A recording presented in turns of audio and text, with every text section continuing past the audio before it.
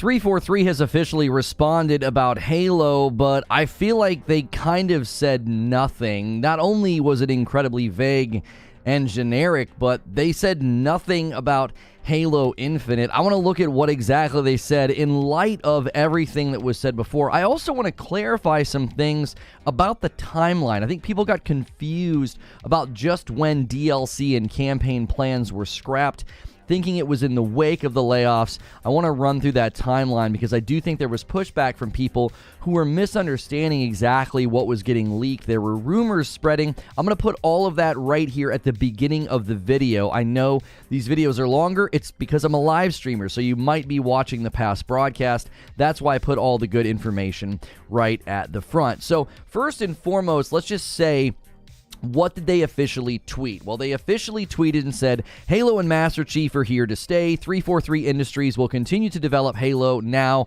and in the future, including epic stories, multiplayer, and more of what makes Halo great. Now, I'm going to talk about in a little bit how the fact that it doesn't even ever mention Halo Infinite in that, it's just sort of speaking generically about Halo as a franchise. But I do want to clarify the timing of the campaign and DLC plans scrapped. Nobody was claiming that there was an active expansion or DLC development. There was nothing happening. There was nothing being built. The claims were that Joseph Staten had formed a small team and was coming up with plans for DLC for campaign expansion. This is not surprising at all if you look at any of the early trailers when Staten first sort of showed up in a video and was speaking at length about the game.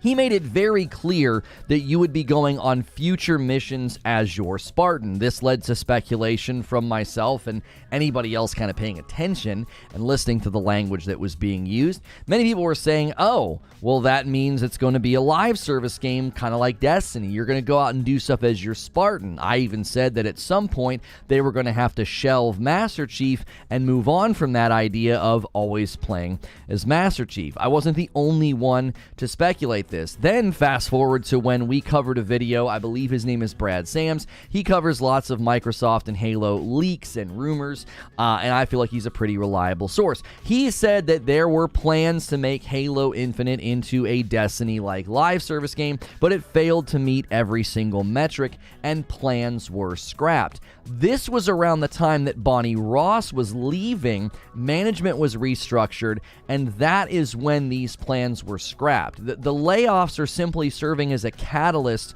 for people to talk about what exactly has transpired at Halo Infinite. There were even people that misunderstood the tweets from former 343 employees. They thought those employees were the people that had gotten laid off or that had been fired, and that's why they were responding negatively about what happened at 343 and with Halo Infinite. The truth is, those tweets, much like the tweet that led to the rumors about, there were scrapped plans for DLC and campaign, those tweets were basically sent by former 343 employees who are already working at other companies. They're working at Respawn. They're working on, Apex and other games. So nobody was tweeting angrily like, oh, I got fired and, now I'm going to blast 343, Microsoft, and Halo. The tweets and the rumors about the scrapped plans came out in the same fashion. They came out in the fashion of, hey, since we're doing sort of an autopsy of Halo Infinite, here's what's been going on. According to Game Informer, the tweet from 343 is a refutation of all that we heard up to now from these rumors. They said, it's a short and sweet way for Hintz, that's Pierre Hintz, to say that the reporting is false, as are the rumors, and that future mainline Halo games will continue to be developed by 343 Industries. I strongly agree with this summary. I strongly disagree with this summary.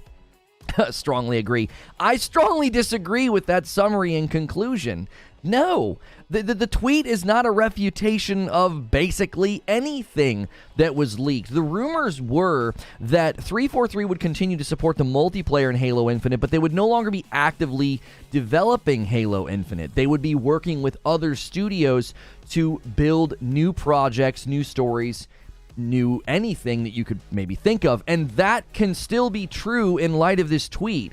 343 can work collaboratively with these other studios. They already are, as far as we know, with Certain Affinity. So it wasn't like shocking that someone leaked and spread rumors that Certain Affinity was working on aspects of future Halo projects. It was essentially like confirmation of stuff that we already knew. Their tweet ultimately says nothing to counter rumors. The only part that you could say is a direct refutation, even it's hard to take literal. They said there's going to be epic stories. Well, that doesn't mean campaign expansions. That doesn't mean DLC.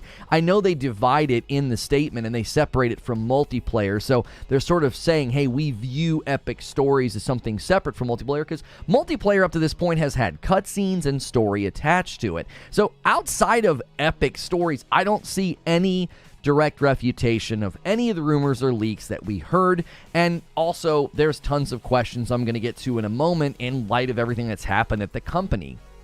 343 could continue to support multiplayer, as the rumors stated, while helping other studios come in and support the game and build new content. That makes their tweet still true. They're still actively involved. They're still working on Halo and future content. But there are lingering questions that need to be answered. How will 343 support the game long term after so much staff has left? You've got contractual attrition that has already happened probably to everybody who was on a contract. They did a hiring freeze, and according to Jason Schreier's article that sort of exposed the contractual problems at 343, employees that were there said about half the staff was on a contract. That means by now you've had half of your staff leave and they're gone. That's compounded by the layoffs. They just laid off people, and according to the leaks, according to Schreier and anybody attached to it, it hit the campaign team the hardest. Well, how are you going to continue to expand the game and its stories and campaign if you're working with less than half of the people you did when the game was being built? By the way, they're smaller than they were when they were building it, and it turned out terrible. So what exactly can we place our hope in here? What exact kind of quality are we going to see from them, given that they're now smaller than they were when they shipped something that arguably was bad, was not very good? There's this narrative swirling. I countered this in a recent upload. There's this narrative swirling that Halo Infinite had an amazing launch and won tons of awards. No, it didn't. It didn't have an amazing launch. You can go back and check the Metacritic scores and fall for the trickery, because they split multiplayer and the campaign apart. So all you're seeing on Metacritic, all you're seeing on the review scores is people reviewing the campaign. Okay, you built a great campaign with no co-op, with no split-screen co-op, with no ability to replay missions, with ground-level expected features from Halo weren't there. And then multiplayer was in a shambles. We went back and checked our coverage. In the wake of the reviews about Halo Infinite, something sort of shocked us. People were being very critical about bugs, glitches, disappointments, lack of features, things not being the way they ought to be, and then they gave it a 9 out of 10, and it seemed a little strange. Now everybody's wanting to create this new history for Halo Infinite, where they're going to go back in time and claim that, oh my gosh, Halo Infinite had this amazing launch and then they just failed to capitalize and deliver content.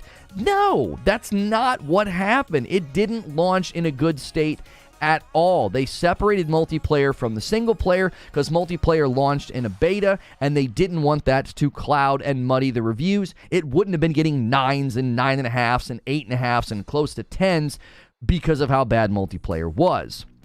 So if they're smaller now than they were when they built Halo Infinite, what on earth are we going to get in the immediate and long future? I mean, they barely got this game out the door. They were apparently in crisis mode when Joseph Staten showed up, and he's not even there now. He's gone. He went back to Xbox Publishing. The other question is, what are the future plans for a game that's been so mismanaged? Like, what are your plans? You're telling us that you're going to continue to work on it. That just feels like an ego chest pound. It's like, we're still working on this game. Don't believe the rumors. Nobody cares about that at this point. What's the plans? What are we doing? What are you building? It took you all this time to get Season 3 out the door, and when on the eve of Halo Infinite Season 3, you guys go through layoffs and rumors start coming out about scrapped plans for DLC and campaign. Well, those rumors were just confirming what we already knew when Bonnie Ross left, according to virtually anybody who had sources at the company. Another question is, when will we get a sense of a roadmap beyond Halo Infinite Season 3? That is a giant question. Are they going to get through Season 3 and tell us what's coming? I have serious doubts about that, given the size of the company right now, given how long it took to get Season 3 out, and if the rumors are to be believed, they're mainly supporting the multiplayer, so I would hope they have some sort of a plan beyond Season 3. And another question, without the support of other studios, will 343 start hiring again? If Game Informer is right, and this tweet from 343 is a direct refutation of all of the rumors, well, then I guess all these other studios aren't helping with Halo. I guess everything we've heard about Certain Affinity isn't true. Well, then, are you going to start hiring? Like, if you're not using these other studios, why did the tweet and the announcement say nothing about Halo Infinite? That, to me, is a pretty glaring question. Like, you didn't even make assurances about Halo Infinite, the game that you're supposed to be fixing right now. You just said, oh, we're going to continue to make Halo. That, I think, might add some credence to my theory that by this time next year, Halo Infinite will be EOL. It will be end of life. There's no more planned. They're going to let this thing coast into oblivion and completely start over, which I actually am in support of that plan. I don't know how much you could do with this game at this point. And is Microsoft going to consider any changes to their 18-month contractual policy? Is there anybody with a voice at the higher-ups of corporate Microsoft or the gaming division of Xbox to say this 18-month contract is going to continue to kill projects? It killed Halo Infinite, and it will continue to kill all future Halo plans. I think they intentionally left Halo Infinite out of the announcement because they don't really want to focus on that right now. They're going to get Halo Infinite Season 3 out the door, and then likely they have other plans and announcements that will be coming forthcoming. Lastly, what sort of epic stories will we get given that the campaign team was hit the hardest by the layoffs, right? Like, I don't know. It's you got rid of the people that were actually, I guess, going to build epic stories. They're gone now. Joseph Staten had a team and they were scoping out DLC and campaign plans. The people that are pushing back on that and saying that rumor isn't true, I don't know where their sources are, but this was confirmed a long time ago. This isn't new news. It's just being restated. That's the big problem, I think, with people responding to tweets, is they don't necessarily track the timeline. They think, oh, there was no active DLC or campaign in development and the layoffs didn't lead to that being scrapped. That's not what was claimed in the tweet. So let's walk through some theories. What exactly is going on with this game? What exactly is going on with the future of Halo and Halo Infinite? Well, first and foremost, the first theory that you could trot out there is that this is nothing but PR, and most of what we've heard is close to accurate, given how much of it was corroborated by previous reports and leaks and rumors when Bonnie Ross left. Well, like I said, we're not really hearing anything new, so this could just literally be PR. Like, hey, we're still working on it. Everybody calm down, right? You know, everybody calm down. The building's on fire, but everybody calm down. It feels and reads like just absolutely generic PR. In the wake of everything that happens, you release an image on Twitter with like a sentence. You don't say anything about the future of Halo Infinite or a content roadmap or what players can come to expect. You're basically just like, hey, everybody calm down. We're still working on the game. We're still a part of Halo, right? Another theory is that the post was generic by design to not include Halo Infinite because Halo Infinite's going to be end of life, and this is really about the future of the Halo franchise. They're in the beginning of the restructuring, and they're basically saying without saying, Infinite's done, our eyes are on the future of the Halo franchise. Third possible theory, I think this is the least likely theory, but the new leadership has earned confidence and funding from Microsoft to grow and reinvest in Halo and Halo Infinite.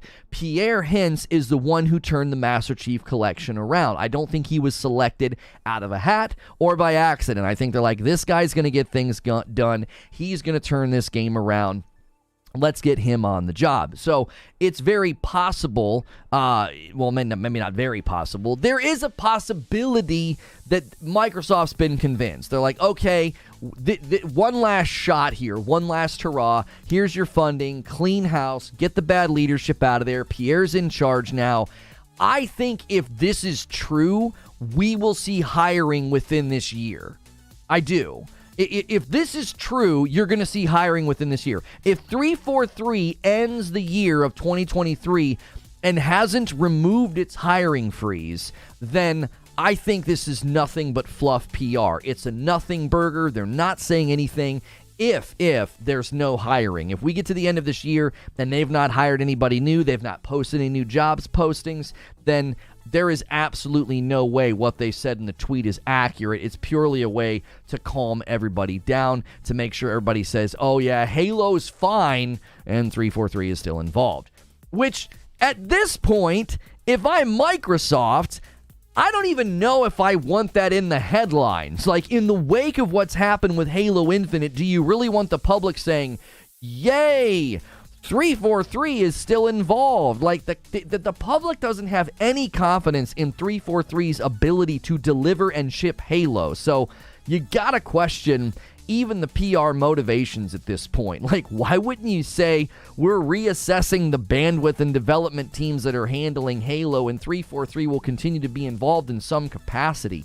You basically trot out the losing team, and you're like, we're still going with this team. Like, they don't look good right now. Now, I've been as fair as I can to 343. I've tried to talk about the fact that so much of this has to do with Microsoft's policies. So much of this has to do with upper management, not the developers, not the engineers, not the staff, not the talent at 343, but the leadership, the management, and then a terrible 18-month contractual policy. I've tried to do that, but at the same time, no one's looking at 343 right now and saying, yay, they're still involved. They've done such a great job. No one is saying that. The last theory is probably the most likely, as is typical with claims made on the internet.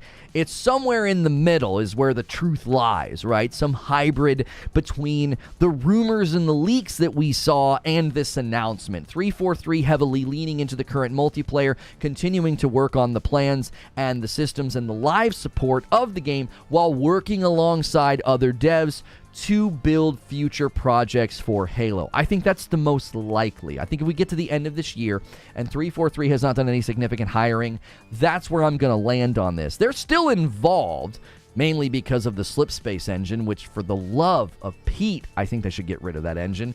I know it feels good, but it doesn't feel like the right choice for Halo at this time. You're going to continue to have to bring people in and onboard them and train them on the engine, and then anybody who's contractual is going to waste a bunch of time learning an engine that they're going to walk away from in a year and a half. So, but that's where I land on this.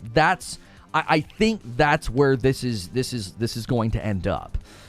What does that mean for the future of Halo? Well, I think in the immediate future, it means very little.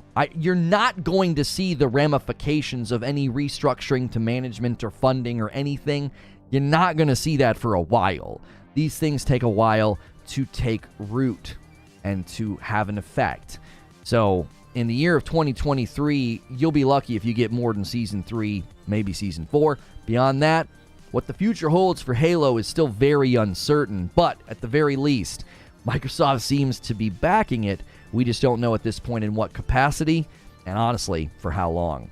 So that's the show open. Thank you guys so much. Somebody says, great hair, man. What products do you use? I actually use like an Old Spice paste on it, but it's still like soft. Like I can still run my hands through it. It's not like crispy and hard. So appreciate that very much. Thank you for smashing the likes over here on the TikTok. If you guys want to press the star button, you can become one of my subscribers over here. You'll get a badge and emojis. We're shooting for 21. We have 12 right now. Let's flip the 2 and the 1 around. Everybody over here on YouTube, let's get the member goal up there. We appreciate you so much. And let's slide this down into the corner like so. There we go. Who wants to be the first member of the day? Who wants to be the first coffee order of the day? There, let's get the Reforge roast in the frame. And speaking of frames, I'm wearing a brand new pair of frames again today from Gamer Advantage, I got them right here on the desk. These are a little bit bigger than the frames I typically wear, and they also have like a really cool pattern on them, like almost like that brown. I think they call this a sandbox pattern is what it's called on the side of it. And so these are the augment frames. They're a little bit bigger, and they do have the clip-on sunglasses that I'm supposed to show off. Well, they don't tell me I'm supposed to show off, but I think I should show them off. So if you guys want to support me over there at Gamer Advantage, they've sent me some new frames again. They're awesome. They're amazing. And this is one of the reasons I love Gamer Advantage is as someone who wears prescription glasses, I can take this with me very easily in my pocket, in my jacket, and the durability and the flexibility makes them great. And if you're needing something to block that blue light and to give you that less eye strain, I sit under 3 screens and lights all day long, and they make a significant difference in eye strain, headaches, sleep, all of that.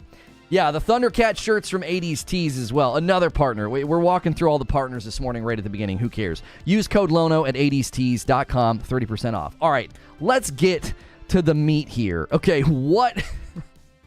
My thumbnail says that they said nothing. I'm like, you guys, they didn't say anything. I don't know why people are running with headlines like 343 refutes rumors, fires back at rumors. I'm like, no, they didn't.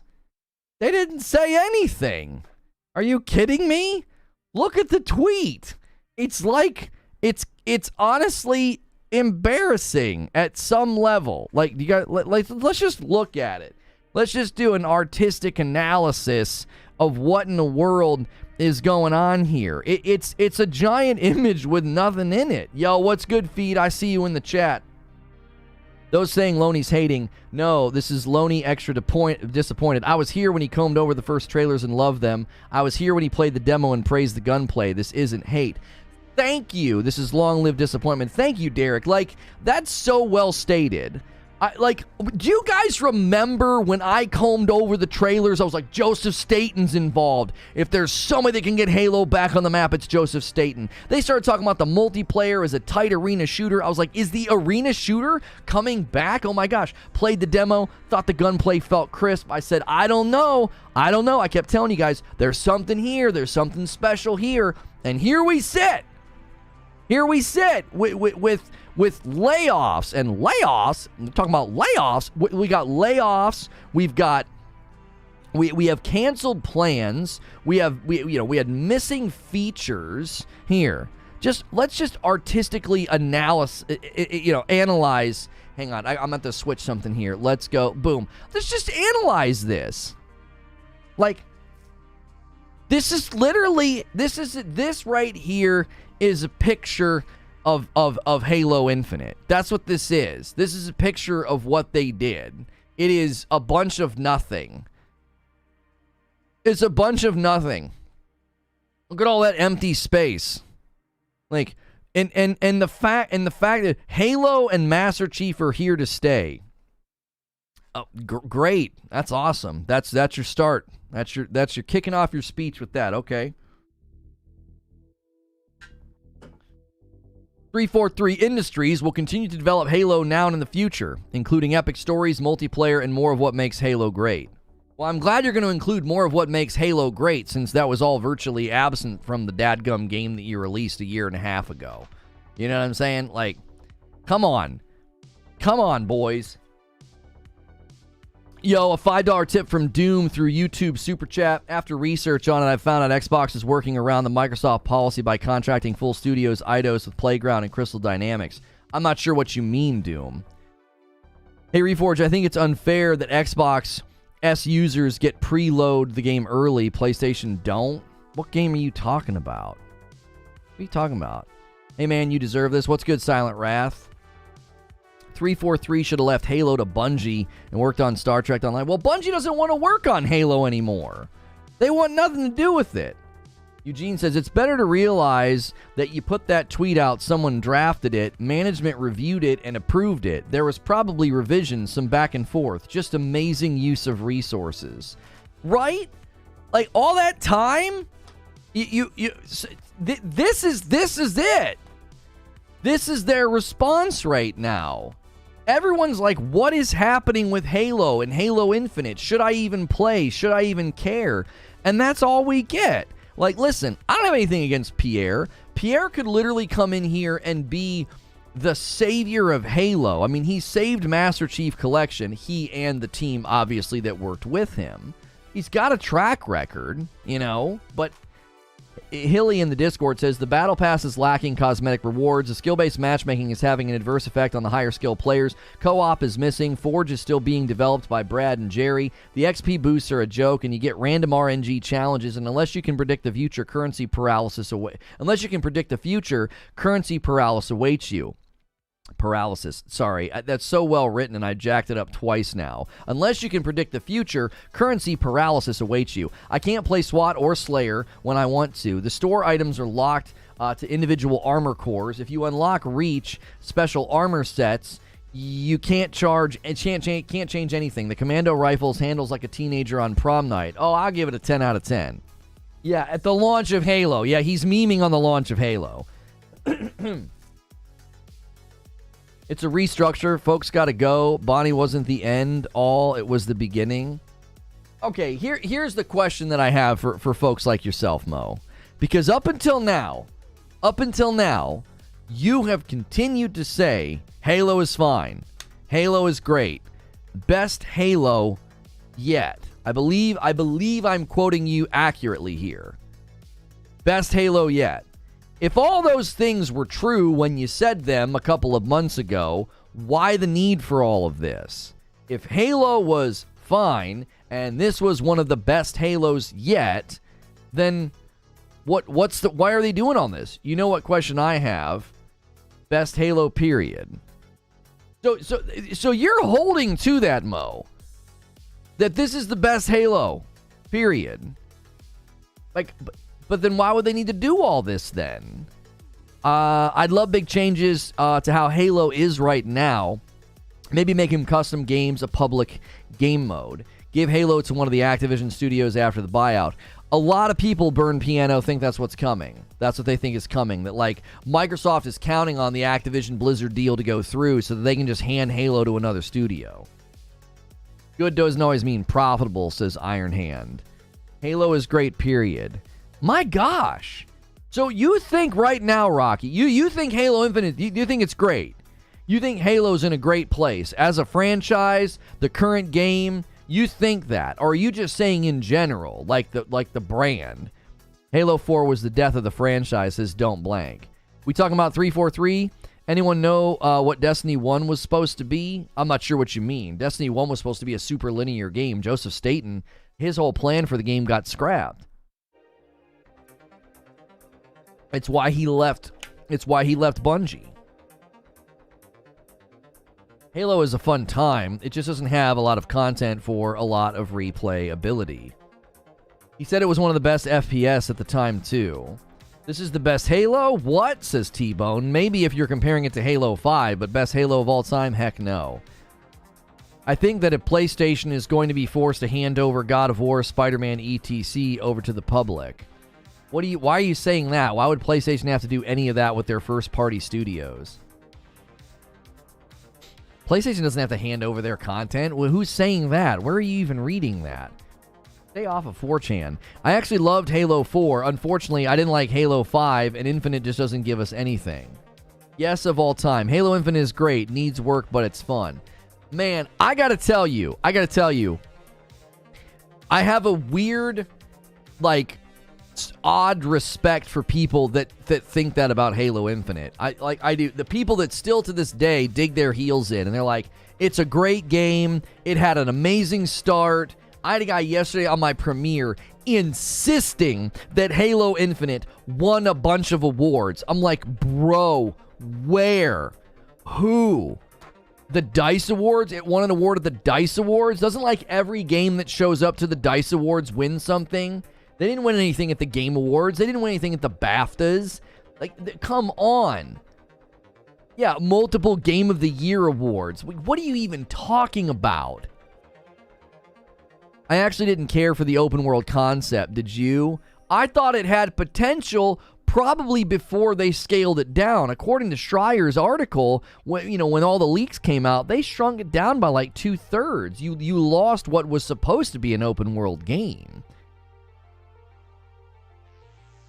Seeing that T-shirt and that font you're wearing brings back great childhood memories. Thank you so much. Yeah, the Thundercat shirt you can see a little bit better on the second angle there. The Thundercat shirt comes from 80s Tees. Guys, make sure you're using my code over there. They have amazing shirts. It's all high quality, officially licensed merchandise. It's not like some fly-by-night thing. And my 30% off discount is going to help you out a lot. Use code LONO over there. Same with my glasses if you go to Gamer Advantage. 343 wrote themselves into a corner with Halo 5's ending to the point that they had to retcon Cortana's power and kill her off screen in Halo Infinite. Oh yes, Halo Infinite is somehow the best. Halo and Gears just aren't system sellers anymore. They desperately need a new IP. The problem with Halo right now is lack of identity. Same with Battlefield. Both games don't feel good. I pushed out a short a while ago, Richard, and I said that. I said, what's the central identity marker for Halo Infinite? What is it? What would you say defines it? Like if you look at the history of certain games, there's identity markers. There's things that you say that's what that game was known for. Host has a good voice. Oh, well, thank you. I appreciate that. We also stream on YouTube, and we appreciate the support on all the various platforms where this show shows up. Halo feels great. Game Awards. Yeah, it won Player's Choice, which means a bunch of people spammed the votes. Like, come on. Get out of here. That means nothing, Player Choice Award. Reach is the only good modern Halo, says Levita.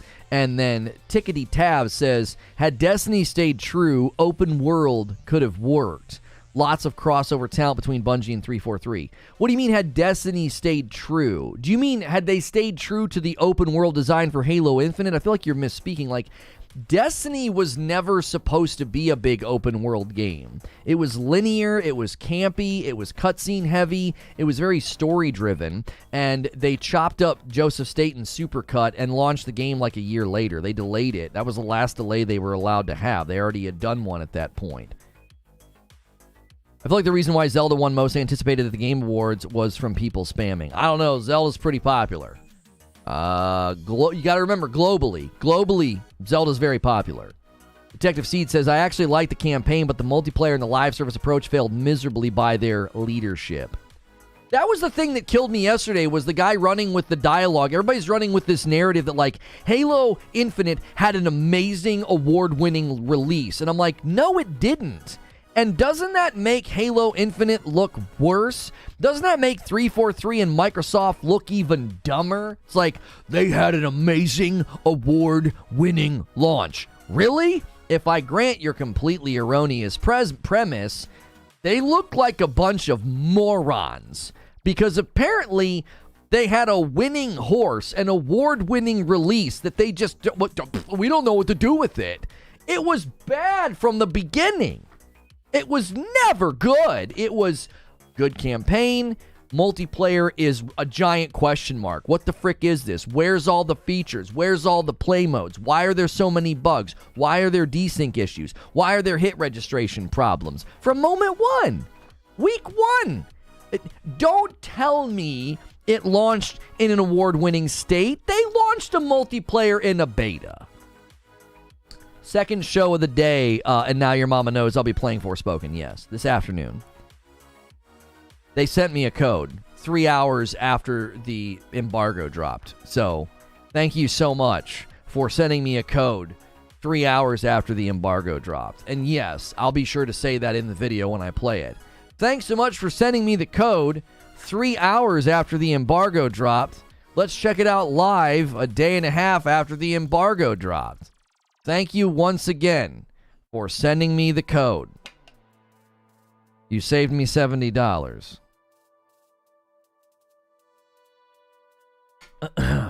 Yeah, you have to check it out. I saw Doc playing it, Doc Dark, and he was saying that it looked real bad. He was playing the demo, and he's like, surely it'll look better.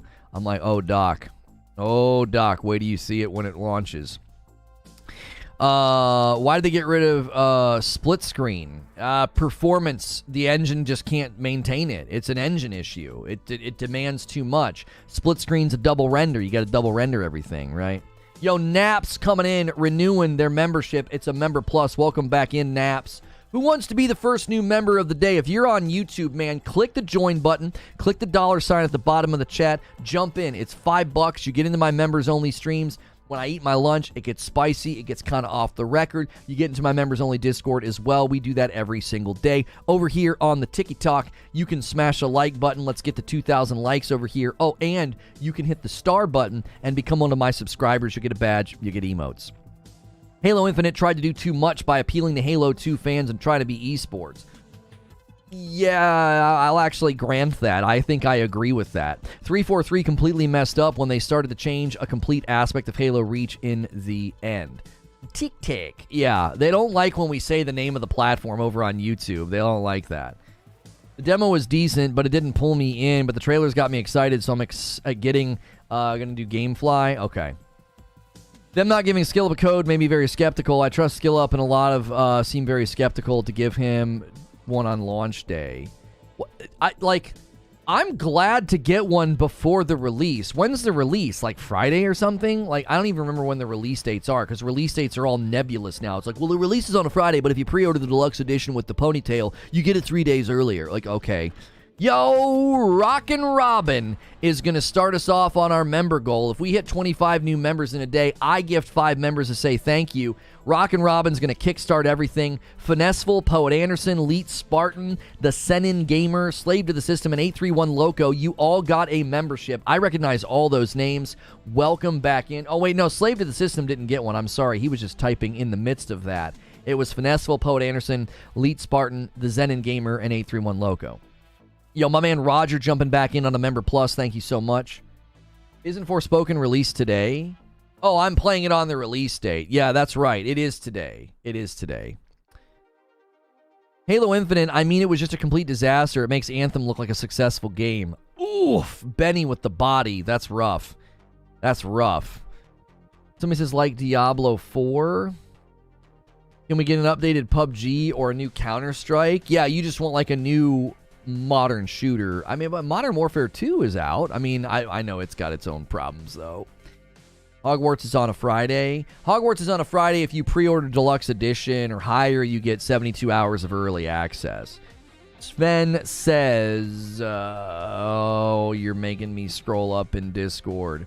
You got to factor in the timing of that tweet. Literally amidst the rumors and all the articles pushing speculation that 343 is getting Halo taken away from them as the main developer. 343 says Halo is here to stay, as in Halo is staying at 343, and 343 is going to be moving forward from Infinite and making future mainline Halo titles. I don't know how that is being read like that by more people, because they don't say anything, Sven. My man Leet Spartan with a $10 super chat tip. I die to be on mic to discuss this pile. Halo needed innovation, cross-multiplayer campaign customization, drop-in, out co-op, pick your own multiplayer playlist, new campaign, Spartan playstyle customization, EEC. Yeah, do you need a new Counter-Strike when there's 1 million people playing right now? Can you imagine having a game that old, just banking 1 million concurrent players? Holy F. It's insane. The fact that Halo Infinite has been out for over 15 months and only has 2 seasons shows the massive failure for what they were going for. Ben says they definitely need to release a vid or another statement soon that goes into more detail. If that's the fact, if that in fact is what they meant. Sven, okay, did you hear my laundry list of questions? We have more questions than answers at this point. Number 1, this is the glaring elephant in the room. How many employees do you have now? Because according to Schreier, in development of Halo Infinite, half your staff was on contract. You did a hiring freeze. So that means half your staff is gone now. And then you just laid off more people, and the campaign team got hit the hardest. So how many staff do you have at the company? Who's even left at this point? You lean so heavily on contractual employees. They're all gone. You do a hiring freeze. You don't replace any of those people, and then you lay people off. And we're all like, oh, but they tweeted that they're still working on the game. That's what happens when you restructure. People get fired.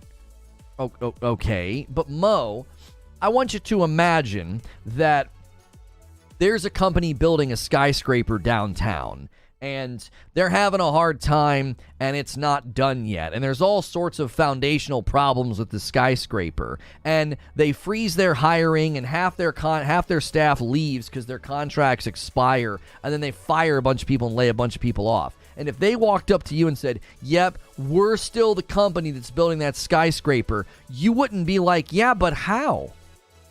You wouldn't question it. You wouldn't be like, wait, but I don't understand. Who's left?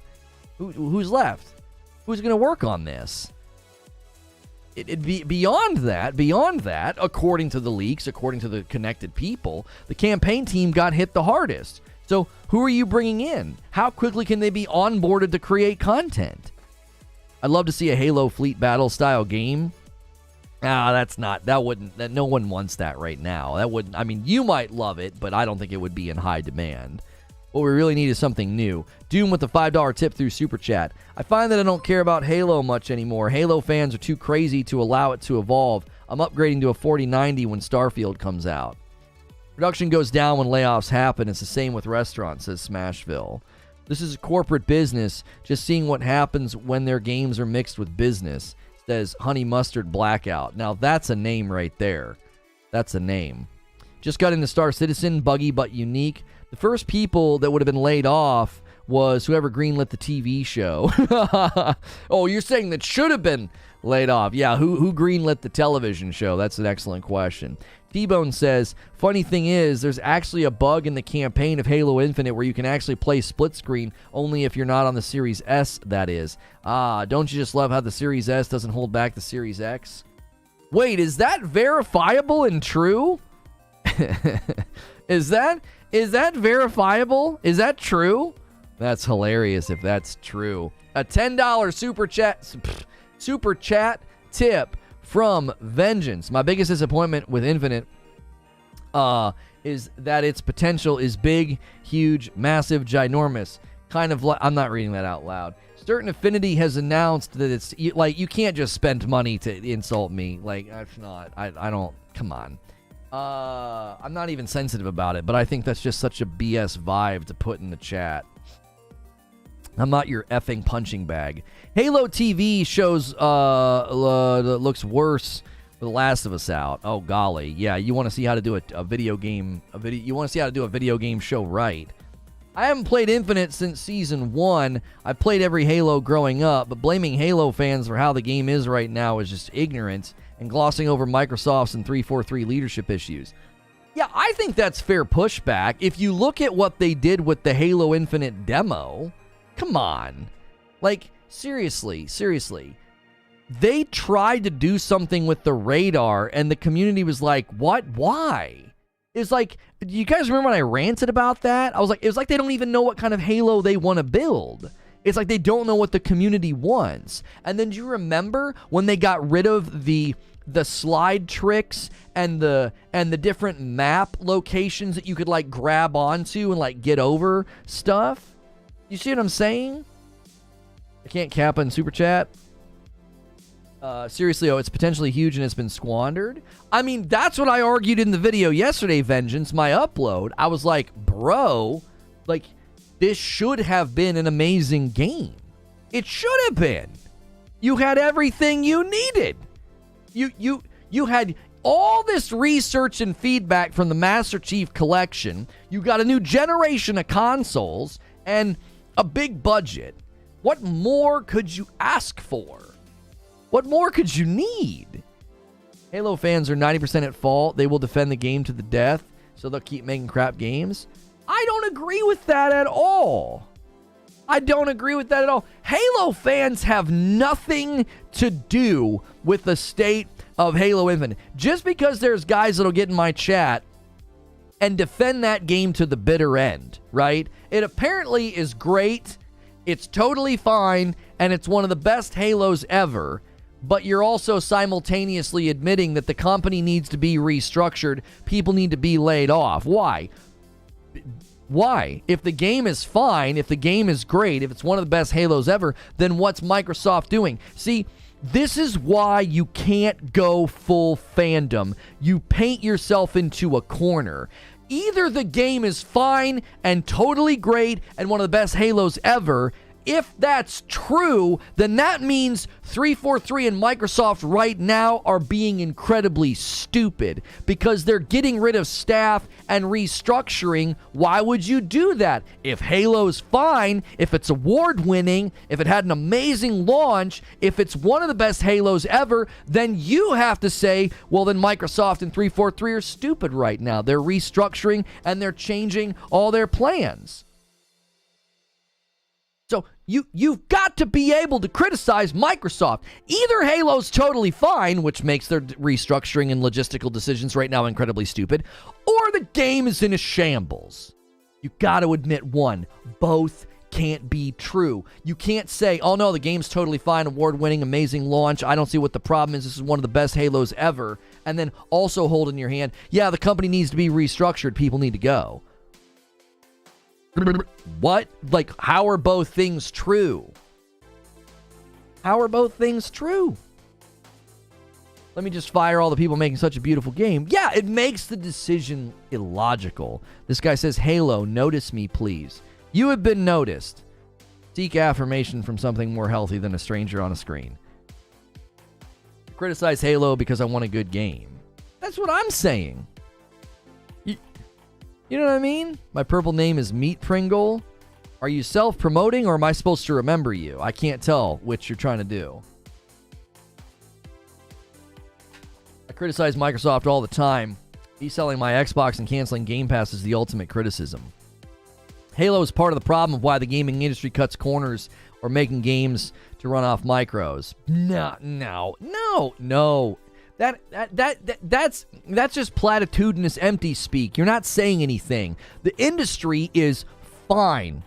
I did a video on the best games from 2022.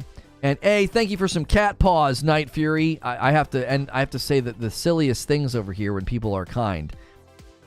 You think it's catchy? Oh, it is a catchy name for sure. It's a catchy name. Meat Pringle? Was that the name? Meat Pringle? Meat Pringle. It's not terrible. Selling your Xbox isn't a criticism. You kept that box in their ecosystem making them money. Well, I mean, come on. He got some of his money back, Eugene. I don't think, number one, the state of the industry is not that bad. When I walk through all the great games from 2022, the gaming industry is in a great spot right now. Indie games are having a resurgence. It's a renaissance of indie games. Quality of games is going up. Game launches are spread out and not so great, but you have to remember a lot of this is because of the sickie and working from home in 2020. So we're coming out of that forest right now. This year is about to be amazing. We're about to have an amazing year in gaming. Ubisoft imploding in itself is not fine. Cyberpunk's not fine. Halo Infinite's not fine. Yes, but when you want me to, I can cherry pick data. I could cherry pick the commercial success of games like Elden Ring, Horizon Forbidden West, God of War, Ragnarok. I could cherry pick the commercial success of even a video game television show right now. We're in the golden age of gaming right now. You got indie titles winning awards, getting nominated. You have all kind of the commercial success of Death's Door selling 100,000 copies in its first week, made by like 2 people. If you just cherry pick the good or the bad, you're going to end up with a very lopsided view of things. Like, that's not a representation of the market. You're picking one side of the market, and that's all you're focusing on. Halo Infinite campaign was all right. Would have been so much better having co-op. Multiplayer was trash. Then he says, let's just raid. No. You can't say stuff like that. Yeah, they're all non-Western owned developers. That's right, Eugene. Overwatch, the only FPS, in my opinion, that has something going for it. Everything else is just too similar. What? So the popularity of Valorant and CSGO and Apex Legends and Call of Duty. What? There are so many FPSs that are crushing it right now. What on earth? What are you doing? Multiplayer is best in this sad industry. Still needs fixes, but BR is trash.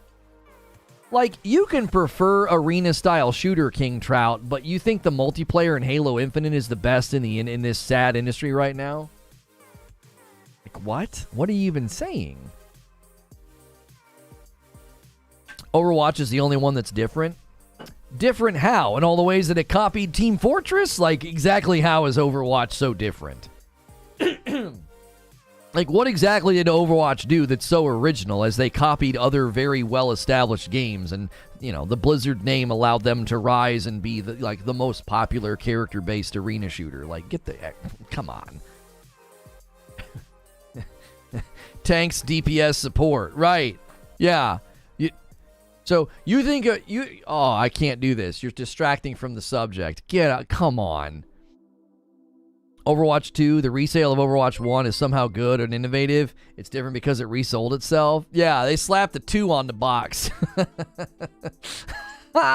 Richard Rodriguez with a $2 super chat tip. As a long fanboy defending Microsoft, they stay on path. Wait, you're defending Microsoft right now? You're saying they're staying on the path? What path is that exactly? Yeah, Hunt Showdown and Tarkov. Yeah, Tarkov's innovative and creative in the landscape of shooters. So is Hunt Showdown. The way they did it. Listen, you are allowed to like Overwatch. You are free to like it. I think it's fine. You're talking about it in a very, very exaggerated way and dismissing all the other innovation and commercial success in the market of FPS games. I think it's possible that Halo may take a hiatus for about a decade and then try to make a comeback after being dormant for so long. I would cut that hiatus in half, Josh. I think Halo is about to enter a sleep state. I think they're going to enter a sleep state. I think your next big release is in 5 years. Now, I think they continue to support Halo Infinite, but it's going to be coasting off of fumes. It's going to be coasting off fumes. Like, 343 can continue to support Halo Infinite's multiplayer, right? They can continue to support Halo Infinite's multiplayer, no problem. I don't want to see a Halo 7 until 2028, 2029.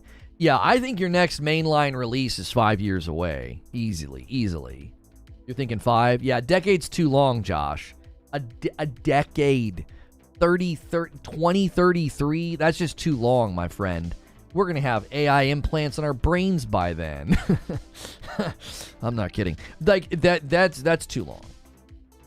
I'm not trying to take anything away from the other games. I'm just saying it's different.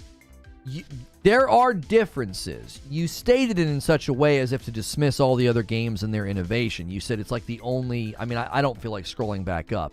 You got a little narrow in your view. That's all. That's why I reacted the way that I did. I was like, what? There's so many other FPSs out that have really, really awesome innovations and ideas.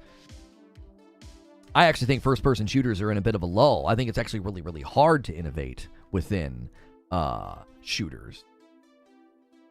Halo will be real life by then, right? 343 messed up by not adding anything to the game, constantly pushing back new seasons. I'd say Halo would do a 3 to 4 year sleep state, but the dev team is completely up to Microsoft. Well, Silent Wrath, here's the thing. Here's why I'm saying 5 years. They need 1 year just to get the train running again. Like, you gotta think about how hard it is to get a machine of this type moving again. I think that's why they need to take at least 1 year just to restructure. What do you think that they will do when they go into said sleep state? Well, what I would hope they would do is switch engines, but I don't think they're going to do that. They're going to, if they go into a sleep state, what you would do is you would do some hiring at 343, but you would bring in other studios to help. Certain Affinity's already involved, and what's Aspire or whatever their name is, I forget their name. Bring in those studios in a more full capacity so that bandwidth can be far more efficient as far as building the next game. And then I think what you would do is you would just carve out a live team from 343 to continue to support Halo Infinite so you can at least make money, be in the market, have a presence, and then you launch your full next mainline game in 5 years. That's what I would say. Just switch to Unreal. Everybody wants them to switch to Unreal. I don't think Unreal is the be-all, catch-all engine, but, you know, they considered it at one point. I think Halo gameplay was fine. Scrambling around the map, looking for a specific gun in the game mode, I didn't like is what drove me away.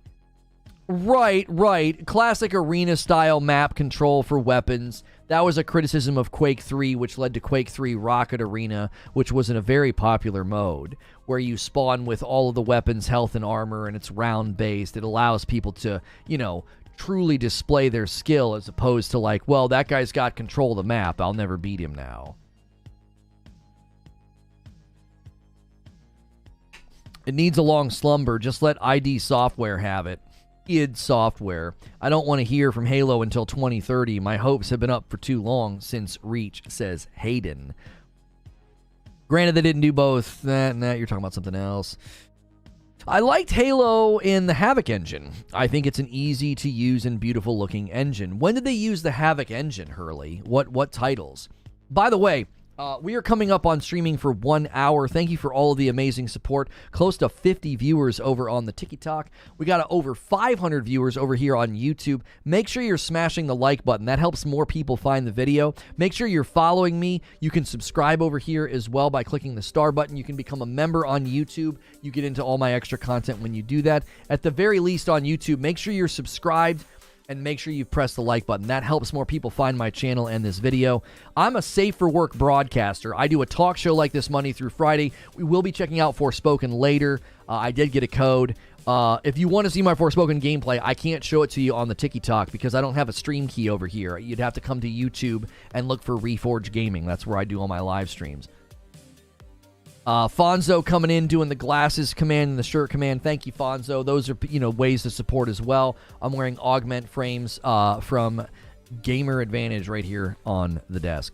Unreal Engine has become some kind of a strange trigger word these days.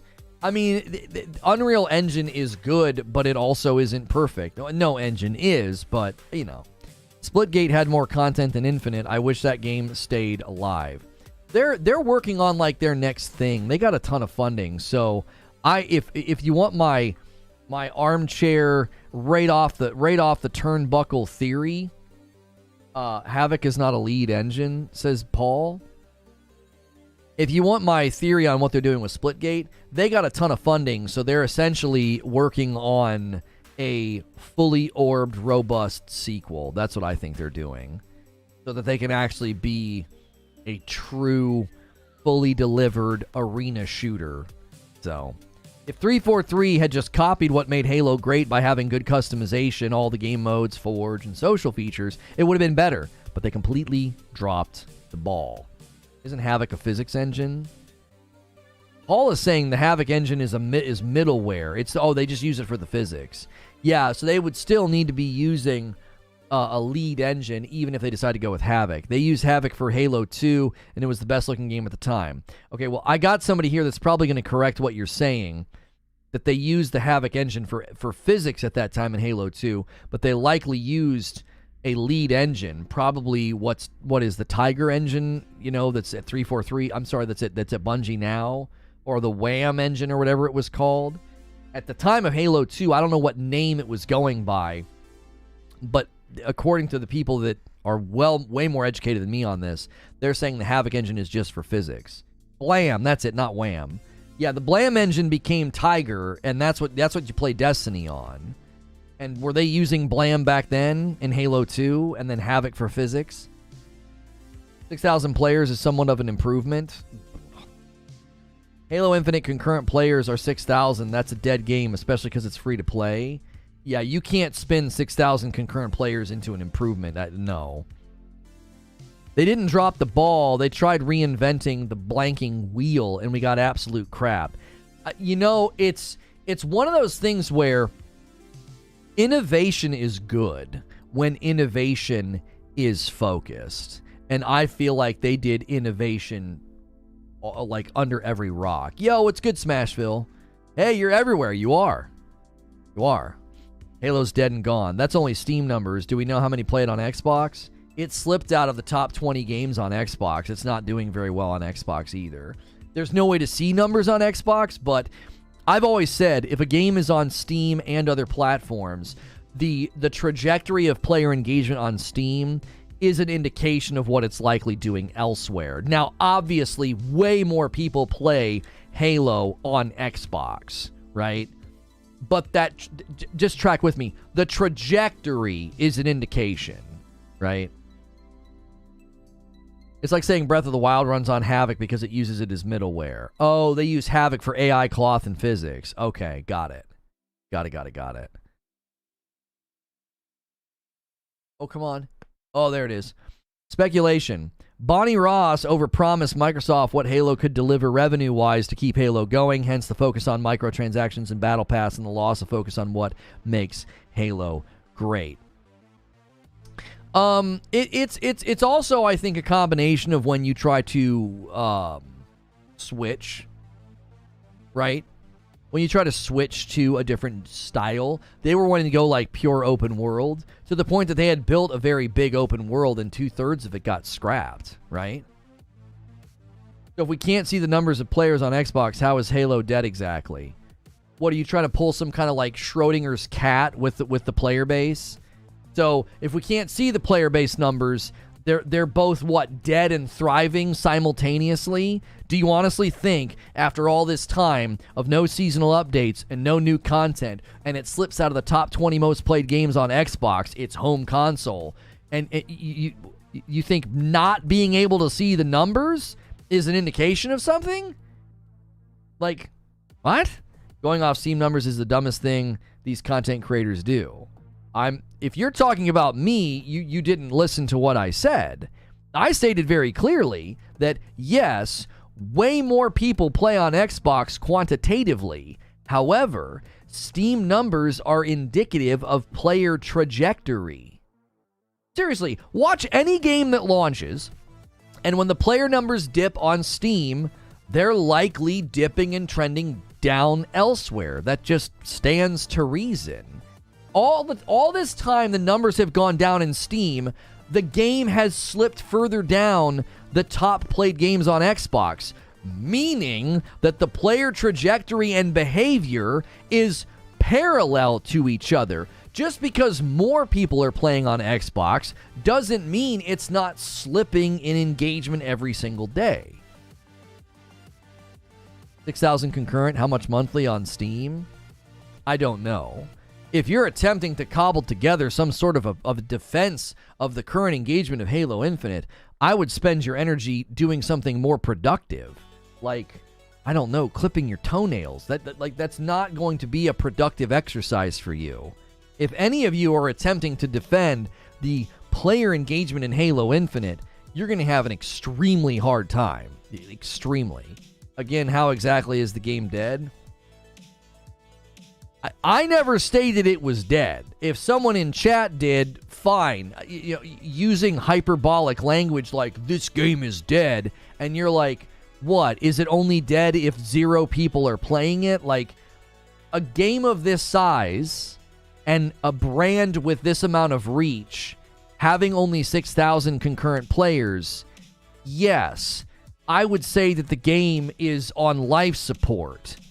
Right? Like, it's alive because it's on a platform and a player base that's so old that it just endemically keeps it alive. It's not actually living. It's not thriving, right?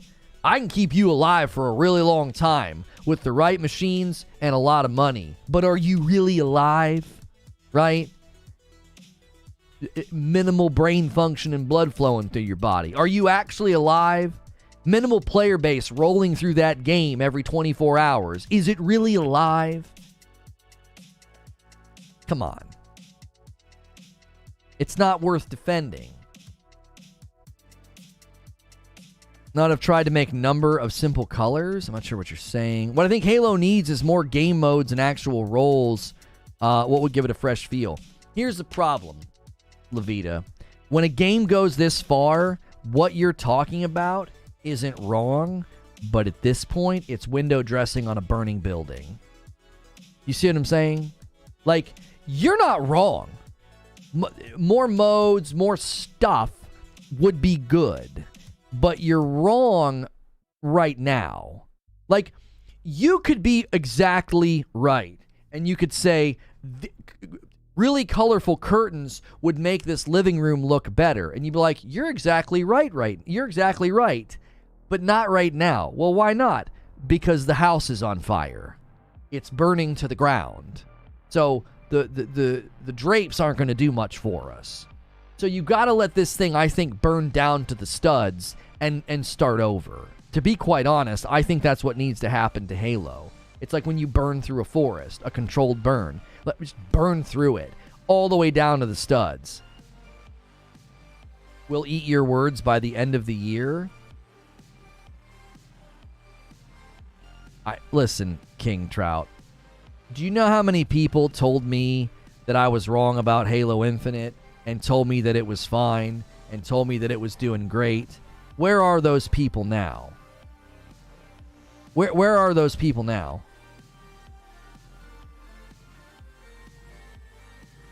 They were apparently just, they were dead on. Oh no, this game's gonna be fine, man. It's gonna be fine. Really? So, listen, I'll take your prediction that I'll eat my words by the end of the year. If Halo Infinite actually launches a Season 4 this year, I'll be surprised. I can't imagine supporting a game and a franchise on the promise of someday. Like, just rename the video game from Halo Infinite to Halo Someday. Have you guys played Halo Someday yet? No, it's not very good. Yeah, but it'll be good someday. Someday. It's going to be good. But that is not this day. Like, Halo Someday. Just make Infinite or any 343 Halo not canon. Personally, I wonder if the community would support retconning this game. Just retcon it. Just throw it out. Get it out of here. You know, start over. A Halo MMO RPG could be amazing. You gotta transcend from linear story to RPG, because you'd need to build a universe with skill trees and breadth and depth of combat to even justify that. Like, Halo's combat has never necessarily justified that level of investment in a character, in a build, or in combat. So you'd have to do a whole lot more than they've currently done to convince me that you could make a Halo MMORPG. They'd have a lot of work to do. They would. They could mimic a lot of what Destiny has done, for sure. I think that would be the biggest challenge, is everyone would just accuse them of trying to be a Halo clone. There's so much in common between the two that under the surface, it's not visible on the surface, but there's enough in common between the two franchises that that's all it would turn into, I would think. The community would support retconning everything 343 touch, says Dark Taco. Do you think 343 will fix Halo, or do you think it'll rapidly decline like EA and Apex? Wait, is EA and Apex rapidly declining? I've not seen reports of that. What Apex... I've not seen any reports that Apex is having any kind of a rapid decline. Where was that reported? I'm sure that was the plan for the suit cores, to have different classes of Spartan. That's always been my theory, Tiny Toot. My theory has always been that the reason they had the different armor cores and the reason the different armor cores were separated so rigidly, cosmetically, is because they were going to be like classes. Yeah, because if you think about it, when you're playing the Halo Infinite campaign, what are you getting to add to Master Chief's skill tree? What's it called? It's called a Spartan Core, if my memory is correct. And those Spartan Cores are how Master Chief sort of spends his skill points and creates his own skill tree. I think you were going to start going out on missions as your Spartan, and each Spartan was going to have its own feel, its own abilities, its own skill tree, and then you would get Spartan cores, and you would level up that core. I think that's why the cores were so separated, because if you think about it, cosmetics in Destiny are separated. There's things and armor pieces you can only get for a Titan that you can't put on a Hunter, right? Now, the skins, the shaders in Destiny are more universal. So that's why I think they got criticism on like having to buy the color blue, because it was like, okay, I don't think people would have been against having different armor cores, but I think the armor cores themselves were going to have functional purposes. There were going to be differences. There was going to be like a tanky one, an agile one. The samurai one was probably going to be like super like sword and melee based and stealth like. They were probably going to do all kind of things like that. Turned it into like a low-key live service RPG. That's what I think their plan was. The foundation's there. Like, the armor cores don't make any sense in their current context. It's like, what is this? Why'd you do this to these? Why are they so separate? Halo has the same problem most live service games have. They design around monetization and not gameplay. Notice the shop worked day one, even though the game was missing tons of stuff. Well, when you say most live service games are designed around monetization, can you give me examples of games that are doing that? The platitudes against live service games always get thrown out as if we're just supposed to accept that as an axiom of truth about the industry. Where most live service, as in most of the games doing live service, according to you, design around monetization instead of gameplay. Who's doing that? Is that demonstrable in the marketplace? All of them have? Okay, you're literally just reasserting what he asserted. That's not an argumentation. What games are doing that? Is that demonstrable in the industry? Fortnite? No, Fortnite is not designed around monetization. All the modes, all the map changes, all the meta updates, all the abilities, the mechs, the planes, the swords, the boom boxes. No, most of the updates that you see hit Fortnite are centered around gameplay, not monetization. They add tons of skins, but that's an art department. That's not the gameplay being affected. Genshin Impact.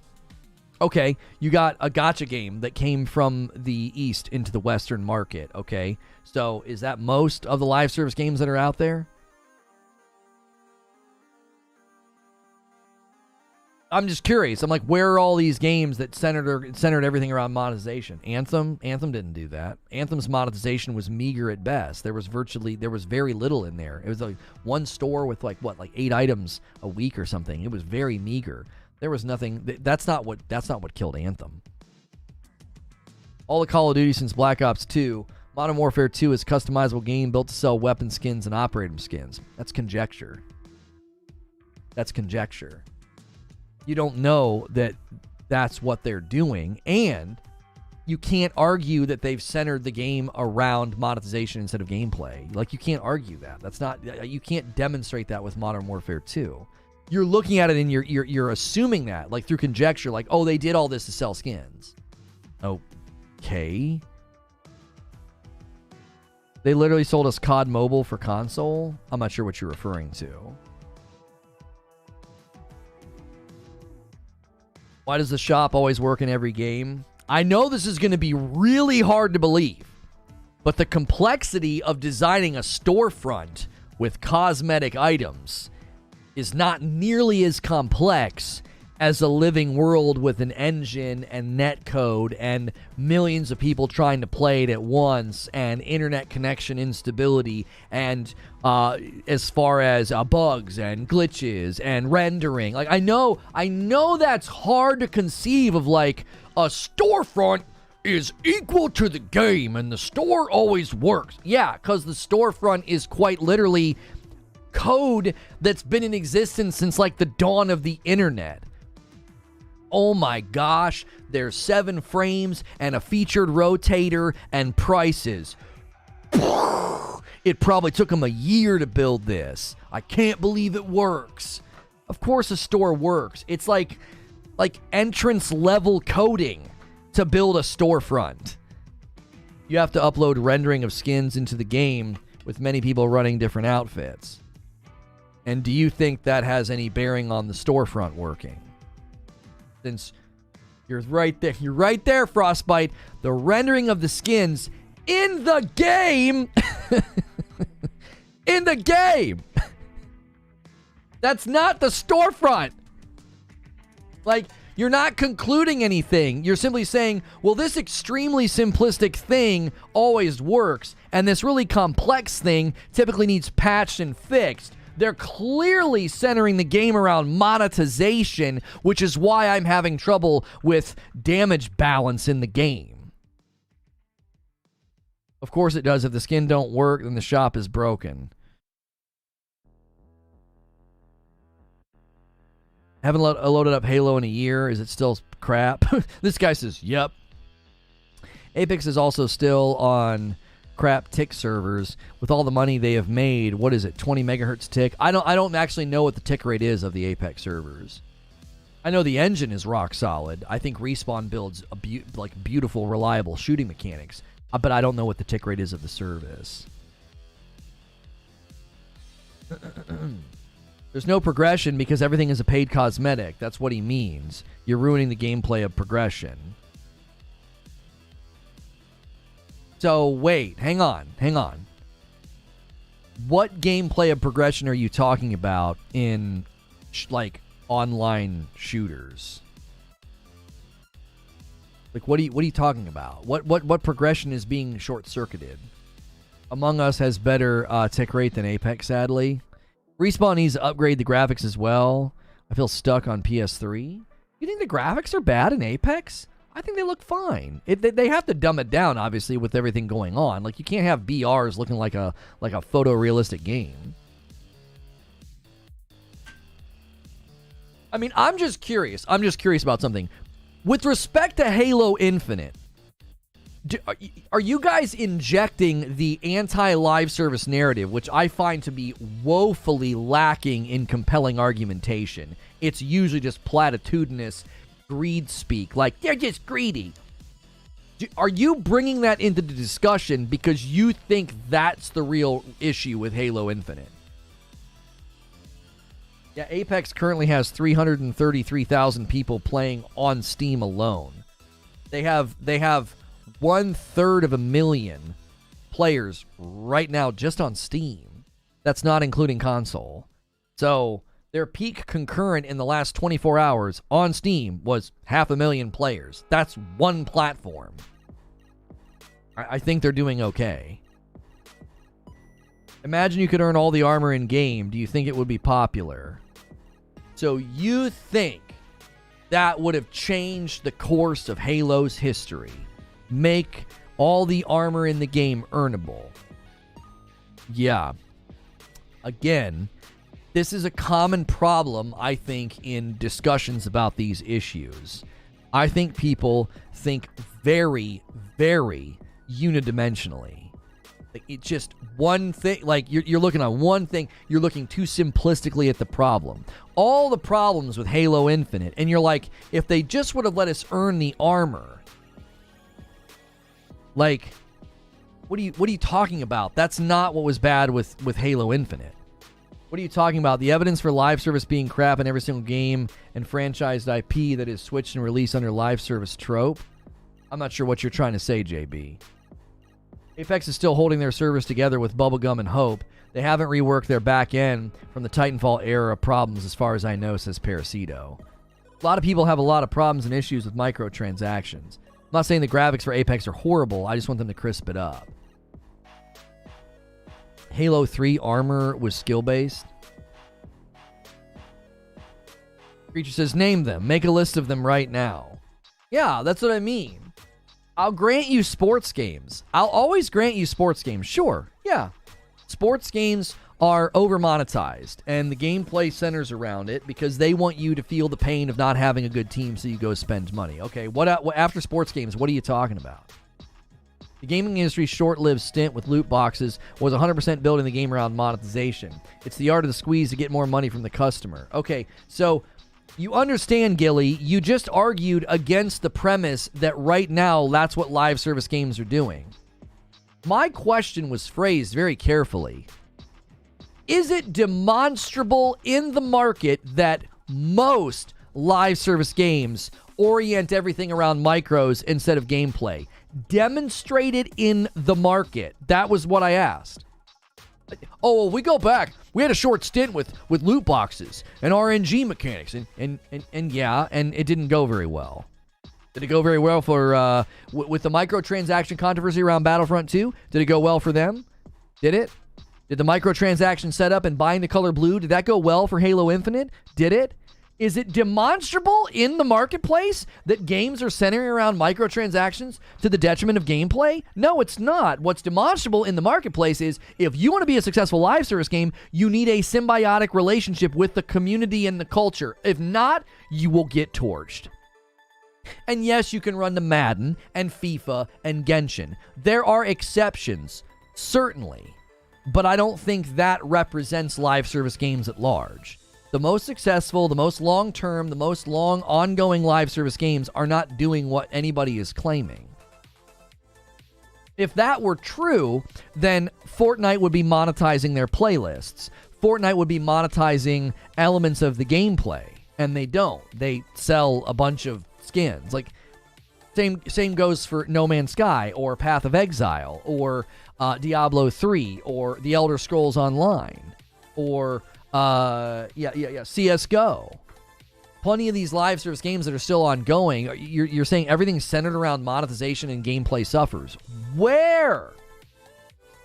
Sports games would be a perfect blueprint for live service, but they don't because they know everyone's going to pay the full price year after year. I mean, sports games are live service. What do you mean? They're ongoing, updated.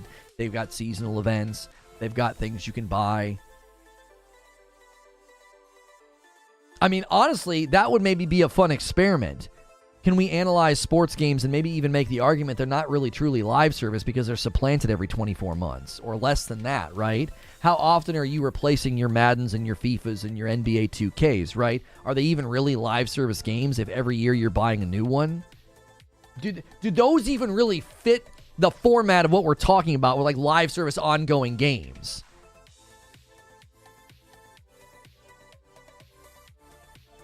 That's exactly what I'm saying. Right. So if you're going to try to indict live service games by pointing to sports games, sports games aren't even a good example of a live service game. Who's in their 4th or 5th year of a Madden? Who's in their 4th or 5th year of a FIFA? You're not. You're in a new game.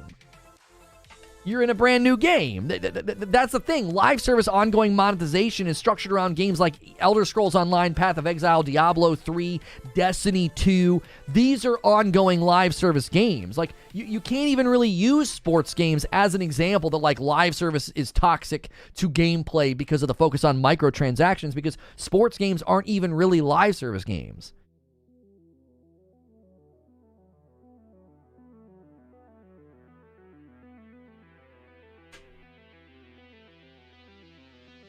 We continue to purchase DLCs. Is there a difference since they just come out as 22, 23, 24? Well, yeah, they're like full-price DLCs, right? Micros are fine, says Levita. Or it's probably Levi. It's probably Levi. Levi Tackett, sorry. No punctuation, no capitalization. Micros are fine, they've just gotten way out of hand, and when you need to buy it to be competitive. Yes, in sports games, you'll never get disagreement with me on that. Pay to win is toxic and acidic to a game's identity. Could we get 300 likes on YouTube? Could we get 3,000 likes over here on the TikTok? Let's get some more members. Oh, you know what? I don't have my email opened. Did we get any coffee orders yet? I don't have my email open. Let me check my email. Let's see if we have our first coffee order of the day. See if we have one. No. Who wants to be the first coffee order of the day? Reforge Roast is not a sponsor. It is our coffee. If you're a coffee drinker and you've never tried coffee with balanced acidity, you should try ours. ReforgeRoast.com. It's a property of Reforge Media. It's mine. And my wife and kiddos bag it up and ship it to you. We have a light roast, a dark roast, and a holiday blend. If you're a big coffee drinker, if you're not a coffee drinker, you should try it. The balanced acidity makes it incredibly smooth with zero bitterness. And we have all the flavor profiles on our website. What do you think of the Microsoft subpoena of Sony? I've not seen any headlines. Did that just hit this morning? I didn't see that in my news feeds yesterday. They're subpoenaing Sony for what? Sports games are just cash grabs at this point. I love a lot of things about 2K, but their monetization is so egregious. They happen to have zero competition to force them to change. Oh, for sure. Lono, have you considered using something like Zapier, create a stream overlay for coffee orders, if you don't have an existing trigger? I don't know what that is, Parasito. We had somebody who was trying to build an alert for us because it's our own storefront that Creature built for me. So I don't actually know what that is. Yo, my man Demetrius hitting half a year membership milestone. Another milestone. Happy Tuesday. Thank you so much, Demetrius. They did do that to Sony. Microsoft to Sony. Will you please come tell these people you've kicked our butt for 20 years? They subpoenaed Sony to get their list of, I guess they didn't send the subpoena correctly. 2K is the worst sports game. Microsoft serves Sony a subpoena in preparation of impending FTC lawsuit. You can link Zapier to your email and have it send a webhook or something whenever certain criteria are met. Oh, really? I don't know if Creature's aware of that. Maybe if he puts that on his radar, we might decide to use that. Because if all you do is connect it to an email, that'd be really easy. Because I get emails at my Reforge Media email anytime a coffee order comes through. Creature's probably familiar with it. He's pretty up on that kind of stuff. And I believe they looked into a couple of options for alerts. Which the alerts are lacking, guys. We only got 5 members. We haven't got any subscribers over here on the TikTok today. So let's see it. Let's see it. Who wants to jump in and get a badge and emotes and access to my Discord? It works when it wants. They came out and said the subpoena is not for game releases. It would be so cool if sports games across the board would put out a new game like every 5 years and just let you pay for an update each season for stats and players, but there's little pressure. Yeah, I mean, they've got a stranglehold on the market, so what are you going to do? If you guys are enjoying the show, thank you so much for hanging out and watching today. This is our first show talking about Halo Infinite. 343 responds. We're sort of off on all these different subjects. Let me give you a quick summary. I basically read the statement from 343. You can see here the image if you're watching on YouTube, and it's literally like 2 sentences, and I argued that they said nothing. There were headlines and articles arguing that this is a refutation of the rumors. I disagree. I don't think this actually refutes almost anything we saw in the rumors, especially considering the rumors and the leaks were simply corroborating things we had already heard and had already reported on back when Bonnie Ross left 343 Industries. So at this point, Halo Infinite's future, I mean, what do you guys think about the fact that Halo Infinite's not mentioned explicitly in this? Why wouldn't you do at least 2 paragraphs? We have plans for Halo Infinite in 2023. We have plans for Halo and Master Chief ongoing. Like, there's no confidence in this post about Halo Infinite to me. They're purely talking about Halo. They're not talking about the current game. I feel like they didn't need to say anything here, says Parasito. This feels like we know there's drama, we're not changing what we're doing. The only plans they have is the next game, says Nefitz. Farming Simulator 22 is better than Halo. That's funny. Just says Halo, nothing about Infinite. Right, like, I'm not trying to read too much into this, but there's no mention of Halo Infinite. Is that on purpose? Again, was this whipped up generically just to quiet the storm brewing in all the speculation and all the headlines and all the YouTube videos? Hilly posted a new one about 30 minutes ago. Oh, that was photoshopped. Smashville, he was joking around.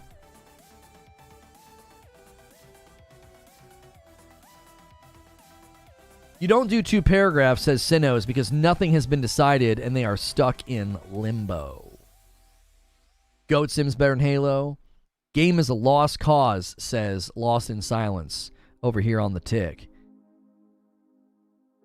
At the very least, they could have said something about what's coming soon. Right, like Halo Infinite Season 3 is right around the corner. Now, I mean, they have newer tweets. Hang on. They have newer tweets. Year of the Rabbit, Master Chief Collection tweet. Welcome back to Cannon Fodder. To kick things off, we look at the history of fan favorite armor. Oh, okay. And then, where are your Spartan skills being utilized? Capturing or defending? Joint fire is available through Jan 31st. So they've said nothing about the next season since all this happened. I'm not saying that the next season's not coming. I'm just saying it almost seems as if they're avoiding talking directly about Halo Infinite. Like, that's what it feels like to me. Wouldn't be Season 4? No, Season 3 is next. There has not been a Season 3. Season 1 was, like 6 months long, and then Season 2 has lasted all the way until right now. It's still going. Halo hasn't released a public update in over 2 months. Meanwhile, other live service games are updating balance and content packages at least monthly, but they do have nightly branches to get updated, says Parasito. If they have the mechanics of gameplay desync fixed by Season 3, it would be game-changing. For the people that care passionately about that, sure. Do you think they plan to just give mid-support to Infinite and then focus on the new one? Yes, that's been my theory. Is they'll carve out a live team to support Halo Infinite, and by this time next year or middle of 2024, it'll be end of life. That's been my theory for a while.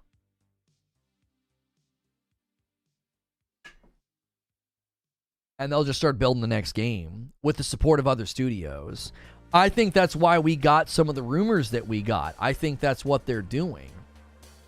I think that's their plan is to move on.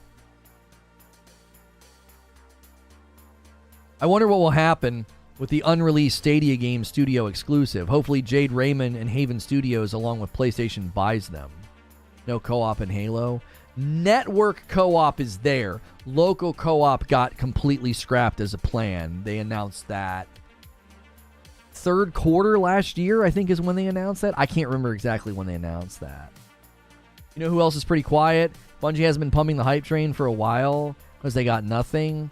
I mean, no. What? Listen, man, I don't really feel like talking about that game, but didn't they just release like a monumental blog last week that got nothing but praise from the press and the community? What are you talking about? That's all I saw in my newsfeed last week. What are you talking about, bro? They just dropped like a massive blog that got tons of press coverage. They're pressing hard for Lightfall. Yeah, Lightfall's going to be... I think Lightfall will be big for them. I don't think it will make monumental changes. They've all but said that. I don't think it's going to make changes to some of the things that people were critical of in the most recent season. More of the same, more of the same, more of the same. Yeah, that tends to happen when you play a live service game in its 9th year, but they've said quite a bit recently. To the point that I wish we weren't in a position to like never talk about them, because it'd be amazing to just impartially cover blogs and articles about them, but I just refuse to after everything. So it's like, you know, they were all over my newsfeed. I was like, man, it's a shame we can't cover this because it'd be fun to break all this down. I don't ever need to touch the game again, but I love discussions about live service franchise fatigue and foundational changes, ongoing content models, community unrest. I love those types of subjects, but we don't cover that game. What games do you think aren't going to make it through 2023-2024 season? Listen, there is continued... we're going to probably end up doing a video on Hellblade 2. I can't believe how many people keep saying that Hellblade 2 is coming this year. I'm like, I don't know what you're smoking, but no. As far as games that get pushed out of this year, anything that currently has a tentative 2023 date, and that's all, I wouldn't hold your breath. I wouldn't. Anything that's already set its sights on, like, December... I wouldn't hold your breath. I wouldn't. Everything likes to slip out of December. It's just too too close to the end of the year. Yeah, S-Squad kills the Justice League. Yeah, I don't know about that one either. You haven't covered the S-Squad screenshots? Yeah, I did. As an upload, Chris. Last week. We are absolutely dominating coverage right now. Like, very little slips past me and doesn't get covered. We've got a very good content plan now where I either cover it in the live, I cover it as an upload, it'll potentially get covered over on the rundown as a reaction. You'd be really, really hard-pressed to not get my opinion on anything going on right now that's significant. Because I felt like that was pretty significant. People were like losing their minds. Like, here we go, live service. Because I know Spider-Man and Wolverine are both coming out in October and December. No. Spider-Man 2 is coming out fourth quarter this year, likely November. Wolverine is not coming out this year. That is not true. That has not been announced anywhere, and I can guarantee you it's not coming out. There's no way Insomniac parallel developed Spider-Man 2 and Wolverine. Wolverine will be next year. I don't know how Insomniac cranks out games at the speed they're doing it, but Wolverine is not coming this year.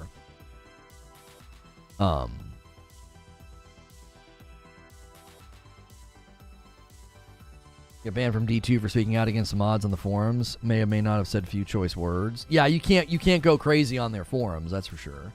MW2 Zombies. I don't think you're going to get MW2 Zombies. Zombies is going to be a standalone game. It'll just be called Call of Duty Zombies or something like that. Yes, Insomniac's making Wolverine, yes. Apparently, they've confirmed that the universes won't be connected. Like, Spider-Man 2 will not be connected to Wolvie, because I wanted, like, a post-credit scene where they bump into him, and he's like, watch it, bub. But apparently, it's not a connected universe, so whatever. On the subject of Halo, I want to know where you guys land on this one. Do you think we get a Halo Infinite Season 4 this year? Yes or no? Do you think we get it? Or do they launch Season 3 and do another coast? They just coast for 14 months or however long.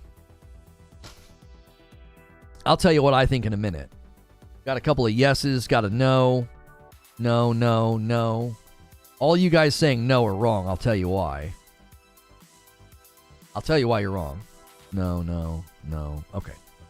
I'm going to tell you why you're wrong. Do a poll. I don't like doing polls. Polls are too disruptive to the mobile experience. It drives people away. All right, let me tell you why Halo Infinite Season 4 will happen. It's already been scoped, more than likely. It's unlikely that they waited this long to ship Season 3, and they haven't already scoped out Season 4. They're likely already working on it. I think Season 4 will happen. I think Season 4 is likely the last season. That's what I think. You will get a Season 4. It will be probably in the fall. And I believe it will be the last season. Why the last? I believe they're going to ramp down support of Halo Infinite and move on to the next thing. I think they'll cycle seasonal events. And have a live team support it as they transition people off to the next project. You are an adult man. Okay. Yep.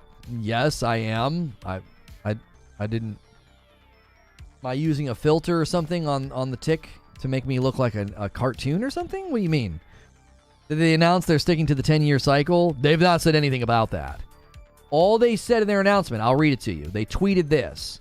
Halo and Master Chief are here to stay. 343 Industries will continue to develop Halo now and in the future, including epic stories, multiplayer, and more of what makes Halo great. I believe they have intentionally omitted explicitly stating anything about Halo Infinite in that announcement. They just say Halo. You have glasses. I do.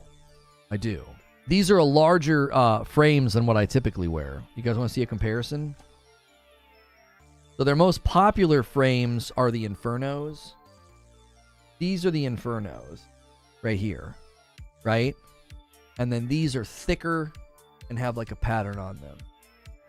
They're just a slight upgrade in thickness and size. Some people aren't really big on wearing really large frames. So I think these are just close enough to the large frame styles that are out there. Isn't everyone that mentions the 10-year plan gone now? Did they ever explicitly say 10-year plan, or did they say they... Yeah, they did kind of say they have a plan for 10 years, did they not?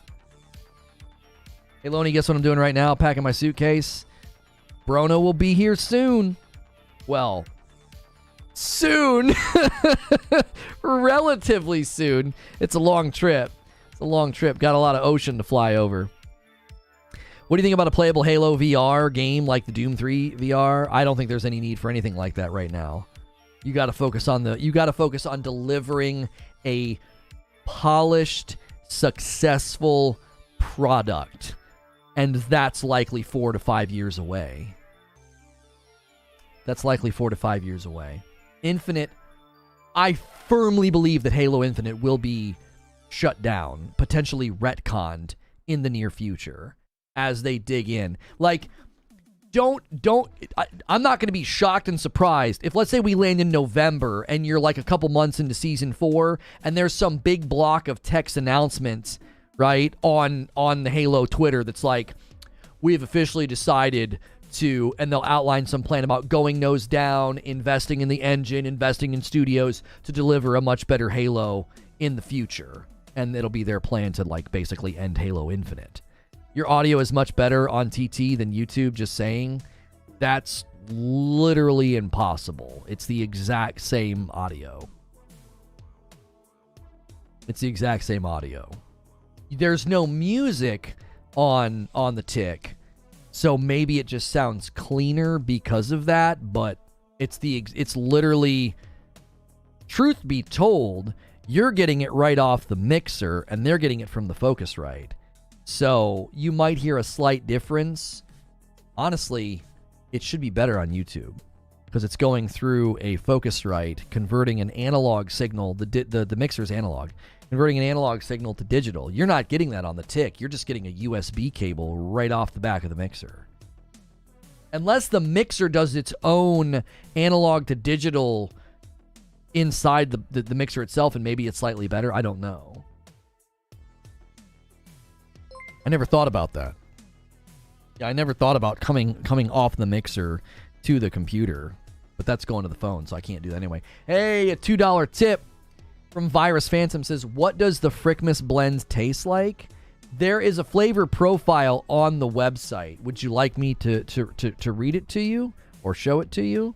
Let me just show you guys. You guys on the tick can't see this. If you go to reforgeroast.com, it looks like this. And you can see here is the Frickmas, although the bags are white.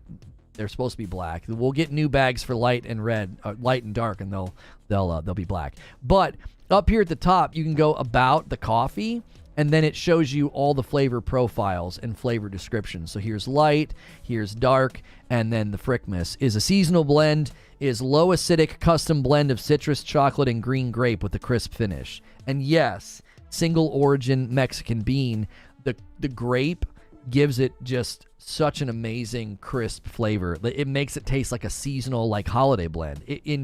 And you don't know it when you first try it, but now that I know that it's like green grape, I'm like, oh my gosh, it's really good. Halo Infinite development had too many people with different ideas. 343 needed one voice. Bonnie relied on people like Chris Lee to drive Halo, but he couldn't and made her look like a fool. Raiden Blade, you don't need to type in all caps. Where are you getting this information? By the way, guys, now would be a fantastic time to help us hit this member goal. The very loyal viewers that hang out here every day, they're more likely to get one when we're closing in on the 2-hour stream mark. Thoughts on Diablo Immortal? I played it on YouTube to great success and stopped playing and covering it because I don't like the monetization practices. I'm looking forward to playing and covering Diablo 4. You got them good beans at the Mexico? Yeah, and it's single origin. We have multi-origin. The light roast is multi-origin, but our dark roast and our holiday blend are single origin. Just listen on Tiki Talkie for a few minutes. You sound the same. Yeah, I can't see how it could sound any different. It's the exact same microphone, mixer, and everything. Are you a secret whale? I'm not sure what you mean. I think my Frickmas is coming today. Excited to try it out. Nice. Yeah, it's grape. I couldn't place it. Yeah. It gives it a very crisp seasonal flavor without being too sweet. I'm drinking it right now. It has such a good flavor. Hey, my man Storm hitting 14 months as a member. It's a VIP plus. If you guys hit that $sign at the bottom of the chat on YouTube, you might have a membership to celebrate, or you could become a member. Sometimes they give you a discount on your first membership. A lot of times people on YouTube are like, why are you talking about membership? Well, you may have noticed that we've streamed for almost 2 hours. I have not run a single ad, and that is why. We live off of members. So the people that do that gift to others or pay for theirs every month, extremely helpful to what we do here. Abe is on a VIP, and he's about to hit 2 years very soon. That's 22 months. Hey, Narwaffle, there we go.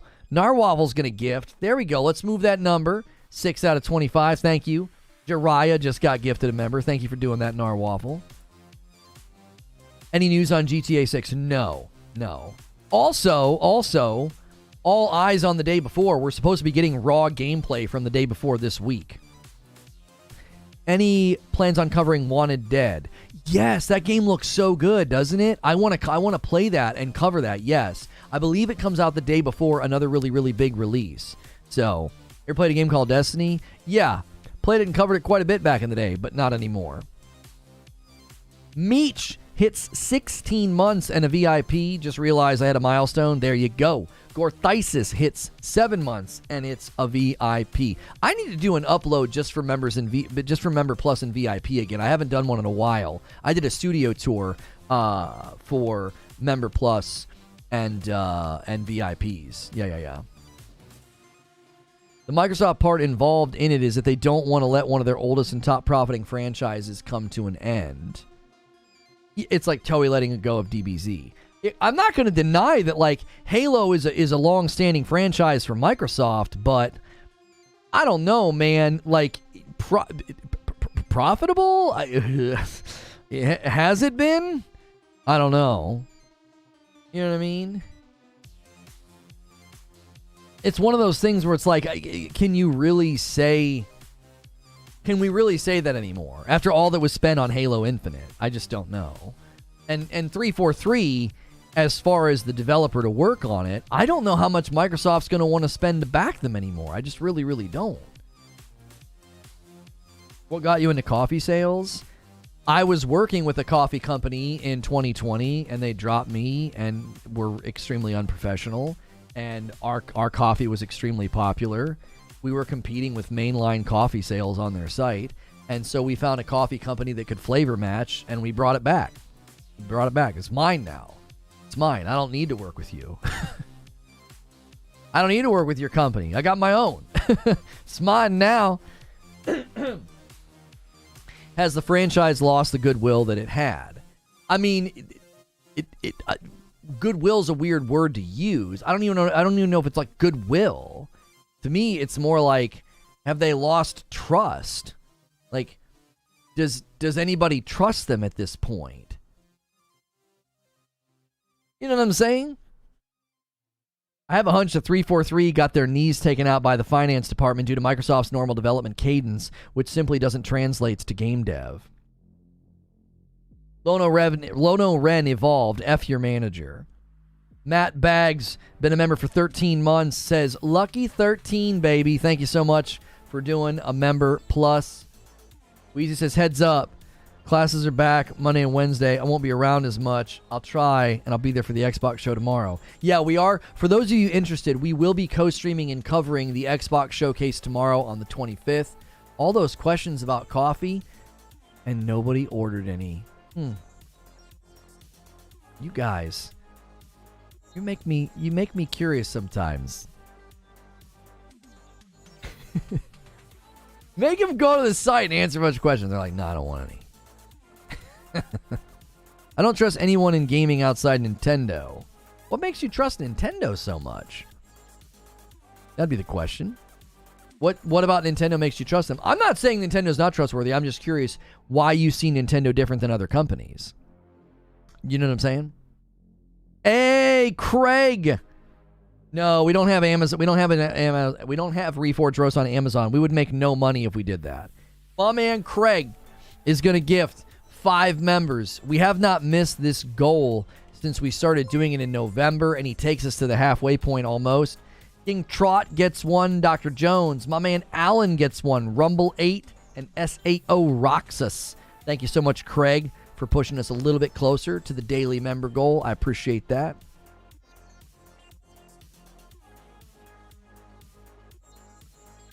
Their games tend to be less monetized out the butt. Games like Xenoblade Deliver the Goods. So you're saying you trust their property, it sounds like to me.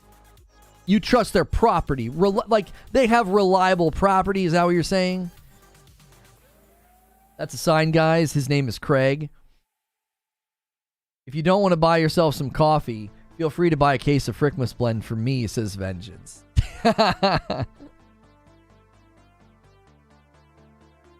You could make money from Amazon? No. No, we crunched the numbers. No. We would have made almost no profit per bag if we went through Amazon for fulfillment. They charge an unbelievable fee. I can let myself believe in up-and-coming Nintendo titles. So yeah, so you're saying you trust their brands. Like, I mean, Nintendo has a weird track history to the point that, like, I don't even really like covering Nintendo content. I'm always scared they're going to be like, I don't like what that guy said, and then the video gets taken down. There it is. First order of coffee, a bag of Frickmas to my man Aaron. Thank you, Aaron. There it is. You guys with the coffee, man. I love it. I love to see it. I've been penny pinching since I was out of work, so no coffee order. But I just remembered I got a new assignment, so coffee time. Oh, I appreciate that, Aaron. Thank you. Yeah, that's right. I'm used to seeing your name in the coffee orders. That's right. What game are you currently playing? I've actually, in my spare time, been periodically polishing away at Ghost of Tsushima. I never completed every little thing on the map. I'm going and getting all the question marks and all of the little bases and stuff. And then I'm done. I've completely liberated the entire map post-campaign. And then I'm going to go do the Ikishima Island next. Yo, Low Life King with a VIP renewal. It's 21-month milestone. Thank you. Don't know Minecraft stream when. Legends maybe, but not regular old Minecraft. If you had a pie chart to allocate responsibility for how poorly this has gone, what would the percentages land for you? I'd do 70-30. I would do a 70-30 split. I would put 70% of the blame on Microsoft. I think they set 343 up to fail. And then everything else is on 343 leadership. I don't put very much blame on 343 engineers and developers and talent. 70%'s on Microsoft, and then the other 30 is on 343. I get a few coffee bags, but first I got to get ahead. Oh, I hear you. I hear you, Uncle Brada. That's fine, man. That's fine. People stocked up. Like end of the year. There we go. There's another coffee order. My man Virus Phantom was asking, buys a bag of the Frickmas. Thank you, Virus. I believe that's your first coffee order ever. Thank you very much for doing that. Really like the music. Thank you. Are you talking about in Ghost of Tsushima? 4 games later, and it's not the devs' fault. Are you saying that that's a ludicrous claim, or are you saying that, yeah, 4 years later, you can't blame the devs? Are you agreeing with me, Eugene? Legends mode was actually great. It was. A new game from Bethesda and Tango Gameworks will be announced soon, probably in the developer direct. Oh, cool. I don't know what they're known for. Reese's vid says, oh no, it's on 343. Do we know if Slit Space was forced on 343 by Microsoft? Rumors pointed to, during the development of Halo Infinite, they debated switching engines and they didn't do it. So,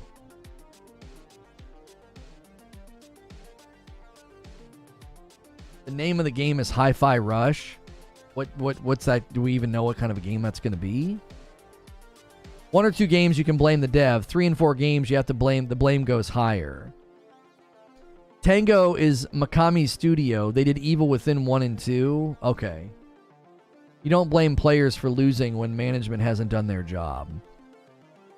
All the big devs are going to big dev and thinking otherwise is copium at best. Like, does anyone think the next Mario Kart is going to have FOMO-paced battle passes? I don't. Oh, yeah. I don't ever have that concern with Nintendo. Yeah. It'll be like a Jet Set Radio type of game. Oh, Hi-Fi Rush will be like Jet Set Radio. Okay. You should hand Halo over to legendary developer Smilegate. Microsoft does hold some of the blame for not stepping in sooner, for sure, but the vast majority goes to 343 leadership. I disagree. I think even if you had primo leadership, hey, another order of coffee from Abe. He orders a bag of the dark roast. Thank you so much, Abe. That's 3 coffee orders. Let's round that out to 4. And we will be going. I have an upload today about Hogwarts, and then we'll go to members, and then we'll play Forspoken. So if you're wanting to become a member to continue hanging out with us today when all that happens, consider becoming one. On YouTube, that is the join button or the $sign button. Do you think Coalition could make a decent Halo? I don't know. I mean, I don't think they could. I think they would be fine. I would rather them stick to Gears. Like, Gears is a very different feel and vibe than Halo. You know? If you want a really good Halo and have it feel like a really good arena shooter that transcends where it came from, I would say to hand it to ID Software. Hand it to id Software. I think they would be the best devs right now to say, hey, we enabled Doom to transcend its roots and evolve and still feel amazing. I think they could do it with Halo. I don't think you'd want Coalition working on it, personally.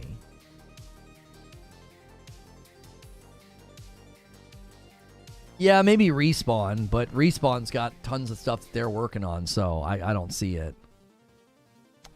Do you think Bungie would team up with PlayStation to make a direct Halo competitor? That's not really why Bungie is working with PlayStation. Bungie is there to help with live service and creating like a center for live service, so like the live service games can be really, really good. And I don't think they're like making a game for PlayStation. All future Bungie titles are going to continue to be cross-platform, so that doesn't really jive with the contract. If not, 343 Certain Affinity, id Software is the best match for Halo, says Sven. Bungie's there for themselves. Well, no, they're there for helping Sony. And don't be surprised, you're going to see more shakeups at Bungie by end of March. They recently just launched like a Twitter account so they can engage with the community, not from their personal accounts. That's a change. I guarantee you that's a change from Sony directive. They lost the CM end of last year. That was from Sony, I believe. I think Sony is involved in some of the shakeups, and there's probably more to come.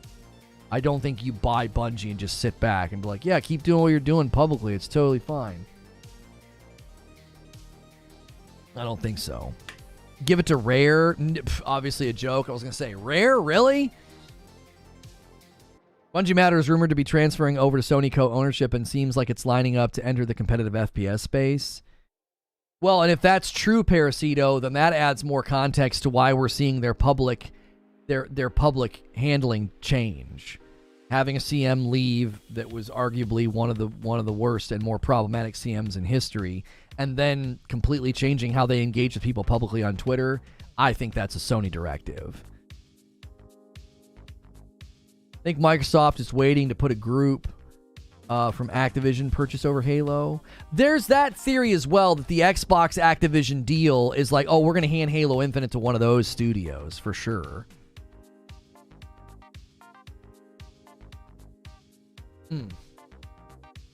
I'd give it to Rare. They made the PD games. We don't even know if that Rare exists anymore, though, Smashville, at this point. How many people are still there from the original teams? You know what I'm saying? The big change. I don't know if you saw the Twilight Garrison issue. One dev said it was never coming back. Got a ton of threats from people, doxing them, which led to the change. Yeah, we'll say that that's why. Better shot to see GoldenEye come out than Halo at this point. Well, GoldenEye is coming out. That Rare exists no more. That's what I'm saying. Like, how much has Rare changed since then? You know what I mean?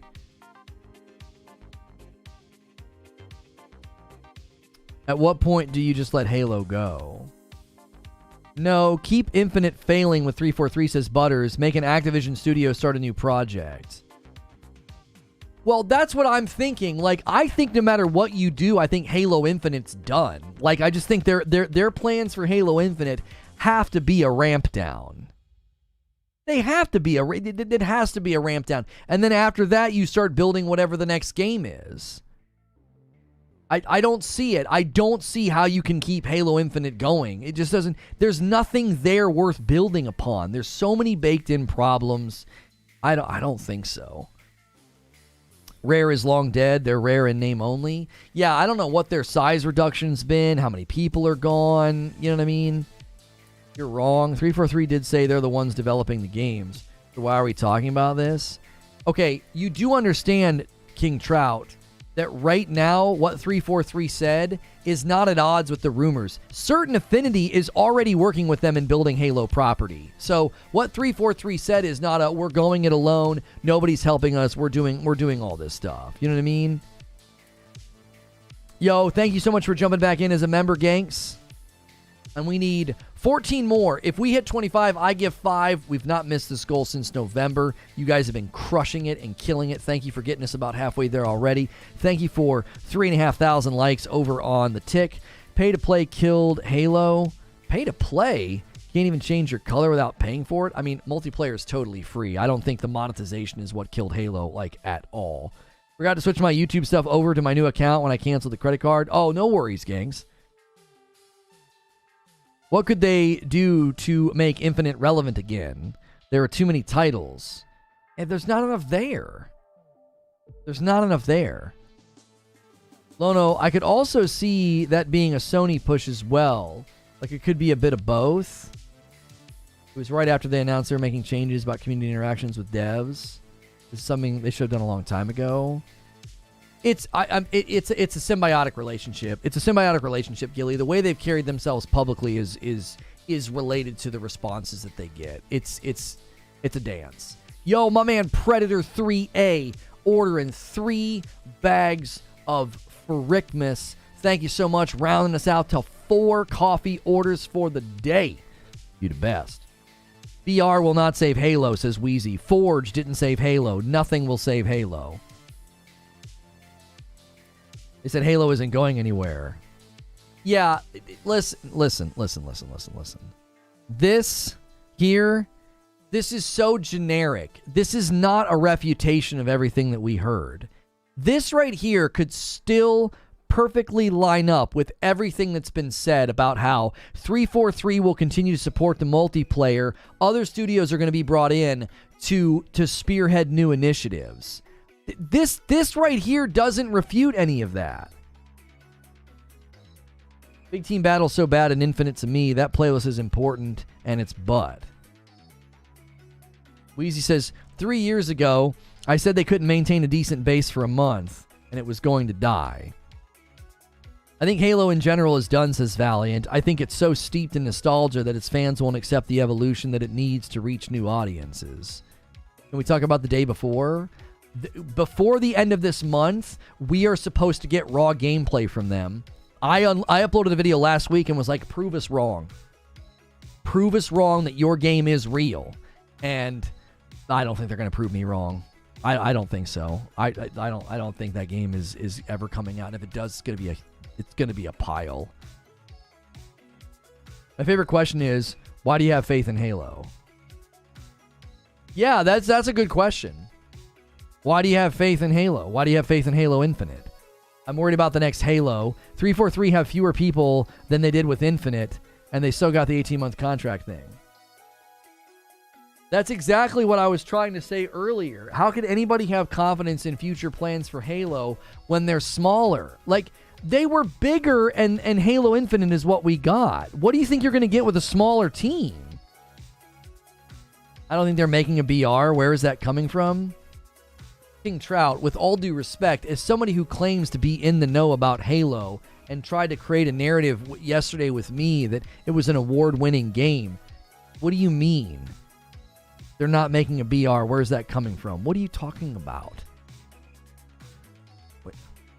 Certain Affinity has been building some form of a BR for a while. That's a known thing. There's leaks everywhere. There's people that have seen the Battle Royale that have touched it.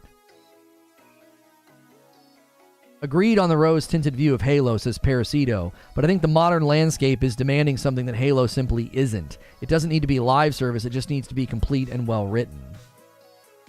Why do you think pay-to-play didn't kill Halo? Since when have they ever had a problem selling full? Like, okay. I've said this before. If you ever watch these detective shows and they're doing an autopsy and they're trying to figure out how a person died, okay? If a person falls down the stairs and you look at them and you see some broken bones and some contusions and you're like, yep, blunt force trauma. That's why they died. They fell down the stairs. And then the more knowledgeable detective rolls them over and is like, well, no, actually they were shot in the back 6 times, stabbed, at the base of the neck, and then they fell down the stairs, right? You would be wrong. You would be looking at the cause and being like, oh yeah, they fell down the stairs. Like, if you try to reduce the autopsy of like the death of Halo Infinite and you're like, yeah, they fell down the stairs. It's like, no, that's not why the game died. That's not why the game is in bad shape. Mismanaged from moment one. They were in crisis mode. Joseph Staten had to come in to ship a minimum viable product out the door. They had to separate the campaign from the multiplayer. The multiplayer launched in beta. It was missing features. It was missing game modes. There were glitches. There were bugs. There were performance issues. Then, just in the campaign alone, even though it got praise, it was missing features like replaying missions. It was missing ground level features like co-op. That's all of that. Is why Halo Infinite is in the state that it is in. Oh, the microtransactions, that's the problem. What? No. It's so the microtransactions are so tangentially related to the death of Halo Infinite. It's nothing to do with it. Halo 5 Warzone, the original one, COD stole the name.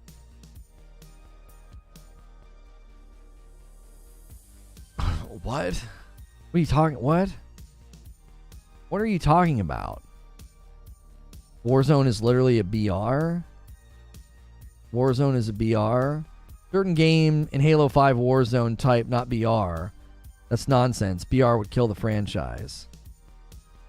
You're not paying attention, man. Nice hairdo. Thank you. You're not paying attention. There are leaks everywhere about Halo Infinite Battle Royale, Tatanka gameplay, leaks, and everything. There are statements like, we're doing something unannounced, but we're doing lead development on the unannounced thing. From conception to design, it's something big and new for the franchise. Something big, something new for the franchise. It's not Warzone. It's not the Warzone mode from Halo 5. Certain Affinity is leading the development on this, and you can't copyright a Warzone name. Come on, it's a generic term. It's a colloquialism. It's an idiom about, a battle area within a war.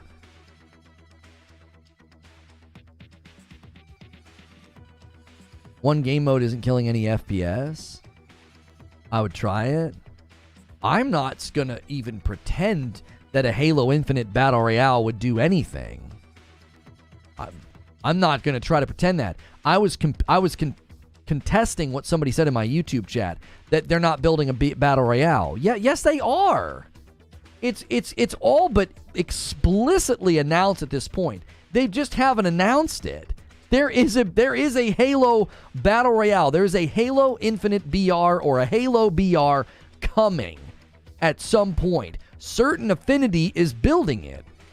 I'd be shocked if a BR comes. Like One Life pickup gear thing. I don't know what to tell you, my friend. The details are out there. People have seen it. Highly doubt Halo could pull off a good enough BR to keep people engaged. Imagine saying Capture the Flag was going to ruin Team Deathmatch. BR doesn't get rid of others. Hopefully they announce it soon. I got news for you. I think it would be a standalone download. You would literally have like the Halo Infinite campaign, you have like Halo Infinite multiplayer, and then you have Halo Infinite Battle Royale. And you would download it as a separate thing. It would be its own thing. Free to download everywhere. Well, everywhere but Sony.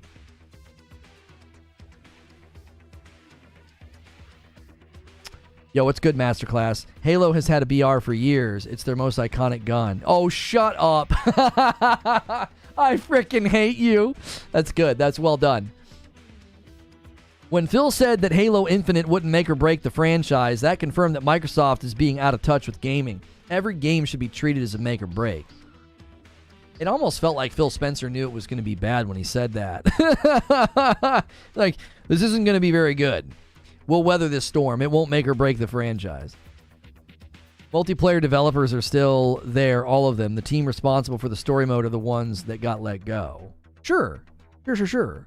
That's why I said their announcement doesn't do anything to refute the claims that campaign, DLC, and expansions, like if you want Halo Infinite DLC or like a Halo Infinite expansion, that isn't happening anytime soon. That's not happening anytime soon. Halo seems like it's following trends. All right, listen. I'm going to defend a Halo Battle Royale for just a second. just hang with me. So, you crash land, and your shield is jacked up. So you have to find things to charge your shield. Right there, now you have a nice ground-level Battle Royale ecosystem for Halo, right? You have a base-level gun, and you've dropped into an area that's been, in a battle for a while, and there's guns, ammo, and vehicles strewn about, right? And you're trying to retake areas, you're trying to retake spots, but there's some type of I don't know how you would funnel people, but there would be some type of a closing sector. It would basically be like, we're trying to close off this sector because those walls that close down in the one mode is 100% the Halo engine testing a Battle Royale closing storm.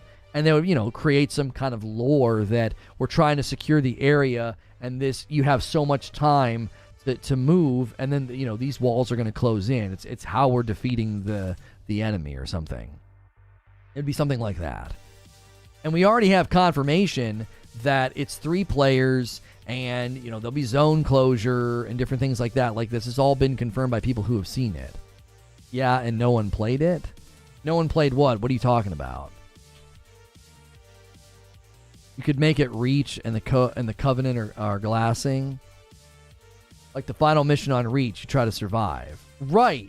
Yes. Something like that. Listen, it could work. Will it be popular is not what I'm saying. I'm simply saying from a design perspective, I could see this get dreamed up in a room and assigned to a company. You see what I'm saying? I'm not saying whether or not it would be popular. I'm saying you could make it work. Within the Halo world and the sandbox and the ecosystem of Halo, I think you could make it work. Will it be popular? You've got a big, giant uphill battle. You have so many people playing Call of Duty Warzone. You have so many people playing Fortnite, and then Apex, and then all your other fringe battle royales that are still pulling numbers, like PUBG Mobile, and Call of Duty Mobile, and H1Z1. He's likely referring to the last Spartan Standing game mode. They added a live-based Shrinking Hill game mode and no one played it. It's so hard to have discussions with you, bro, because you keep jumping off of the field. Like, you know what I'm saying? It's like I'm trying to play catch with you, and you're talking to somebody in the stands. I don't care if nobody played that game mode. That game mode proves that the shrinking zone is a mechanic that's been built and tested. Like, I don't care how popular the mode was. That's not what I'm debating with you. There are leaks. There are people who have said in DMs, I've seen it. I've seen the mode. There's a Halo Battle Royale coming. It's a thing. That's what we're arguing. I don't care whether or not you believe it, but to be like, no, they're not building a Battle Royale. I don't know what sand ditch you've stuck your head in, but it's coming. It's been built. Well, I mean, okay, it might get scrapped, but all leaks, all solid, reliable info says there's a Halo Battle Royale being built. I have friends in the industry who have quality assurance that, yeah, Wheezy has friends that have played the dadgum thing for QA. Like, come on. Like, I'm not trying to be disrespectful, King Trout, but come on, man. Come on, bro.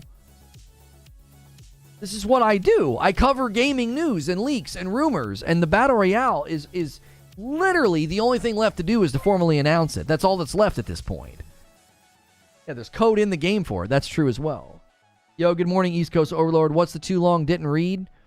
I'll give you a too long didn't read. I'm gonna charge you a gifted member for it. I'm just kidding. So basically, my contention is that this official announcement from 343 ultimately says nothing. I do not agree that this is a refutation of the rumors that we have heard about 343 no longer being in active development on Halo. I think that the leaks we had was that 343 would continue to work on the multiplayer and other studios would be brought in to work on future projects and Halo properties. I think we already know one company doing that, Certain Affinity, and then Aspire is helping with other things as well. You're an inspiration in talking to somebody without swearing. Thank you. It was funny, love it. Okay. Lono, Halo Battle Royale, already playable, log into Fortnite and put the Master Chief skin. Oh, shut up. I'd be surprised if the Halo Battle Royale is good or successful, says Solemn. It's got such an uphill battle. It does. It just has such an uphill battle. There's so many. There's just so many things standing against it. 60-ish players max or 60 teams. Hard to tell from the code. Typical drop ship. Crosses the map. Pre-chosen loadouts. Was that a blip or something on my end? I'm not noticing anything in my bitrate or view count. So it might have been on your end, Valiant. It's why I could see it being abandoned. Do you think the weapons would be better in BR if they were like Fortnite or attachment based? I mean, I think you could. I don't know if you'd want to go attachment based, but you could do tiers of drops. Like, imagine a battle rifle drops and it's green quality instead of purple or gold, and its spread is not quite as tight, right? And its reload is a little bit slower. Like, now I don't know if Halo fans would enjoy that, but you'd need something. You'd need some Battle Royale influence in order for it to be transcendental. Like, it would need to transcend out of what makes Halo Halo and actually adopt some of the Battle Royale tropes.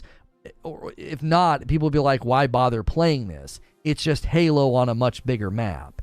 If you don't give some level of Battle Royale influence or thematic change, oh wow, we drop from the sky instead of spawning. It's just basically a giant one life Halo game. Like, you get one life on a giant map. That wouldn't feel like a Battle Royale.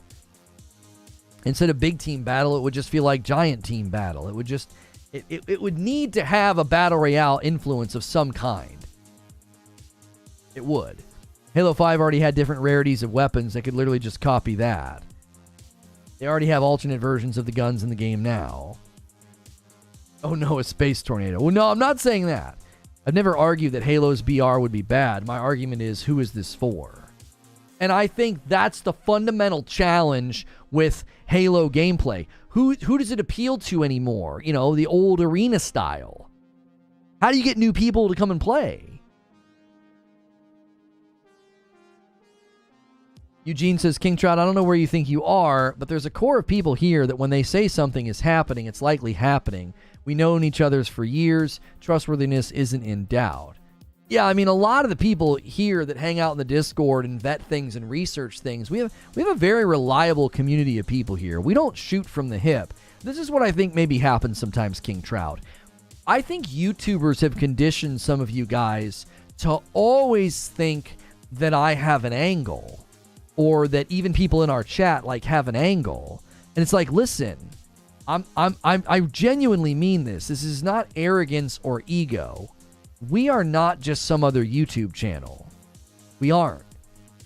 Like, I have a producer that helps me research things. I essentially have a research team in my Discord. We start talking about something and they go grab articles, Reddit threads, tweets. They start pulling up dates. You know what I'm saying? On the fly.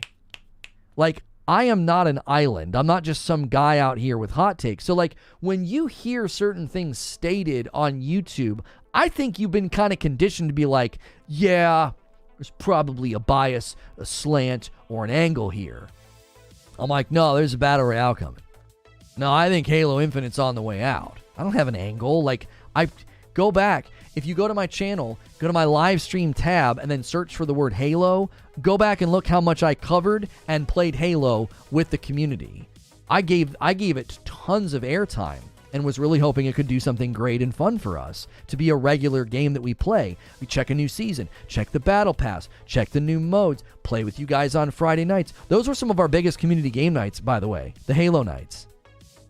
So if anything, my angle would be to do the whole like denial thing, like Halo's fine, but I've never done content like that.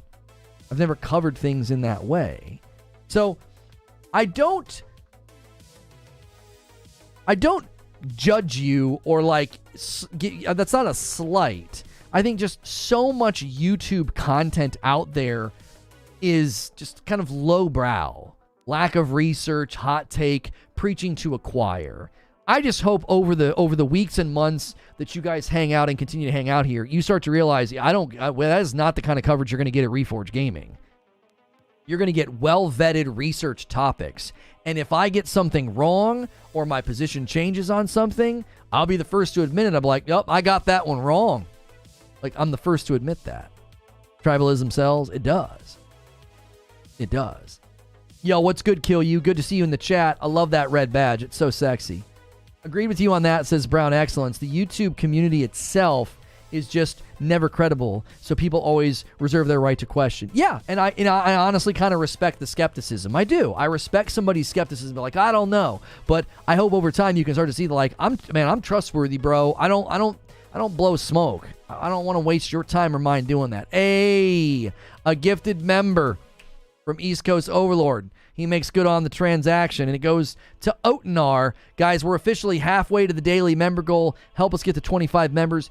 Jump in as a member right now. It only costs $5. If you enjoy my show on the regular and you can afford a membership, we really, really appreciate the folks that jump in. It makes room for everybody else. There's people that cannot afford a membership, and then when people go crazy with a big membership bomb, that helps. We are below 2,000 members now. All the generosity from December is dropping off. So we'll probably have to start working on some of those goals in February, because you got about 6 days to get back up to some of those member goals of like the Star Wars watch party, another horror game weekend with my wife, a Just Dance stream. So those we might have to kick to February unless you guys go crazy in the next 6 days. Can't be the only gamer who likes BRs. Oh, Kyle Wilkerson, thank you for 8 months, and it's a VIP. Thank you for renewing and hitting a nice milestone. Weezy says, I don't speculate on things that I can prove. If I'm speculating, I make it very clear. When I say, trust me, X is happening, it's happening. Weezy says, I quite literally don't speak facts as my opinion. If I'm telling you something is a fact, trust me, it isn't my opinion. Parasito says, the reality is that yes, YouTube has conditioned people, but a lot of us don't spend our time in YouTube comments spewing BS. We think critically and speak respectfully, and for that reason, I'm out. You pulled it off. You pulled it off, Parasito. You successfully got me. But the quality of and for that reason, I'm out, it's not one of your best. It's not one of your best. But you finally pulled it off. You got it on that final line. That was good. That was good. Not some of your best work, though. It's a weird reason to leave. You can usually easily tell when I'm just talking crap. Yeah, Creature will poke chat to try to get reactions. But when he's talking about like factual researched things, you can tell he's not just poking chat. Smashville says most of us try to prove you wrong. Man, I like that. I like when people want to get into the ring and debate me. I think it's a freaking blast. I think some of our best streams are when I'm going hammer and tongs with, somebody who's so pro Xbox or so pro whatever. It's Forspoken out. People are streaming it on Purple. I'll be streaming it this afternoon, and yes, it officially releases today, Enzian. Social media has conditioned people into thinking being blind tribalist is being unbiased. Isn't that ironic? Thought I would never see you stream says Game Day Legends. Always watch you play Destiny. So glad to see you again. Game Day Legends, you can watch me here on the Tick, or you can watch me on YouTube at Reforge Gaming. Everything now is under Reforge, either on all the social media platforms, it's Reforge TV. But then we have a handful of Reforge YouTube channels. And the live streaming channel is Reforge Gaming. Could you guys on YouTube help us get to 400 likes? We're really, really close. Smash that like button if you haven't already. We've maintained a good 500 some odd viewers for a long time. We've gotten 4 coffee orders for the day and 12 memberships already. Gifted gods are going to have to get us to the goal today. That culture on YouTube just ain't there yet. Thank you for the information. You are welcome. Exactly. We love you, my dude. We've all butted heads, but here we are. Appreciate that, Smashville. Is that the actual Parasito? Yeah, it is. It is. Every once in a while, old school homies trickle in. Old school homies. It'd be cool if some of the actual streamers and content creators did, but I don't think they want to risk. They don't want to risk it. You know what I mean? Bungie made it clear what they would do to people. You ain't gonna get any more good treatment if you ever hang out with me. What happened to Mean Comment Monday, or was it Name Something? Mean Comment Monday was so hard to maintain, man, and the demand, you're the first person to ask for it in weeks. So it clearly wasn't in high demand. It's so hard. It's so hard to do things like that when, I don't know. Maybe we'll do it once a month. Maybe we'll do it once a month. Haven't seen Parasito in a grip. Yeah. It's been a while. Thank you so much for sending some fire over here. Kill you on the Tick. I appreciate it very, very much. Working and lurking, had some big life changes past couple of years, so got all out of whack on things. Bungie. Now that's a name I haven't heard in a long time. Kratos says, LOL, mean comment. Yeah, we were doing Mean Comment Monday, and it just turned into a lot of the same comments. Like, I was just finding comments on the Dead Space short or the God of War short, and I don't know. I didn't like doing it that much. Once a month, I could see doing it, you know what I mean? I forgot, my grumpy, overzealous critic of Idiot's persona. That comes out every now and again. I clicked it. Thank you for clicking the thumbs up button. How long do you stream usually? Every talk show is usually around 2 to 2.5 hours. And then we do members-only streams on YouTube. That's typically when I have my lunch. And we're going to be doing that. We're going to be doing that shortly. So if you guys want to take a bunch of people hostage, now's the time to do it. This will be the first day since November that we didn't hit this. And then I don't have to give 5. But then we'll do a Forspoken gameplay stream. That'll be our second stream today, but I can't do that over here on the Tick. I don't have a stream key. I don't have the ability to do like a restream service. So if you want to watch my Forspoken gameplay stream, you'll have to come over to Reforge Gaming. If you want to watch my members-only stream where I hang out with the members, eat lunch, and kind of talk off the record, you would need to come over to Reforge Gaming and become a member. Can we not play it and say that we did? They sent me a code, so I didn't have to buy it, and I feel like I'd look kind of silly if I didn't take the time to actually play it. I think that would be a mistake. So I think everybody would be like, you didn't actually play it, though. You didn't actually play it, though. And I'm like, okay, fine. So I played the demo, and I know I would have had people being like, yeah, but you just played the demo, though. But you just played the demo. I'm like, okay. Plot twist, Lono's going to like the game. You know what really surprised me last night? Somebody uploaded a clip. I think it was Maddie Plays. And I actually thought it was funny. There's another clip floating around of the dialogue that's just god-awful and terrible. But the clip that he uploaded, I was like, that actually was kind of funny. I kind of laughed at it. But there's other clips of dialogue where I'm like, oh my gosh, this is terrible. And it's funny. I think the funniest development with Forspoken is people posting dialogue scenes with no comment. They're just like, yeah, I'm just posting this without comment. And everybody's coming to its defense. It's like, you can tell it's bad. That's why you're coming to its defense. Like, it's literally just somebody posting dialogue and being like, yep, this is actual dialogue in the game.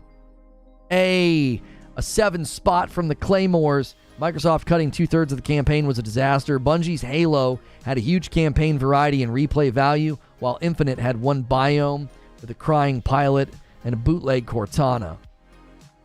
Yeah, it got shrunken down quite a bit. Thoughts on the new Zelda game? We don't know enough for me to comment. We know so little. I'm excited. I liked Breath of the Wild, but that's about it. All right, I'm scheduling members. I'm not belaboring the point anymore, but I do have an upload for you guys. Hogwarts Legacy, I'm arguing that it should get co-op. I'm arguing that. And then we do new trailer Tuesdays. So when I hang out with the members today, I'm going to be looking at all the new trailers that have come out in the last week. I'm going to look at all of the trailers that have come out in the last week. That's usually a really, really fun time. Usually a really fun time. I know he's going to like the game because the game is dope. I played the demo and disliked it greatly. I don't see how it's going to change. I don't. I do not see how they're going to change my mind on this. I don't see it. Let's do that and today and do this.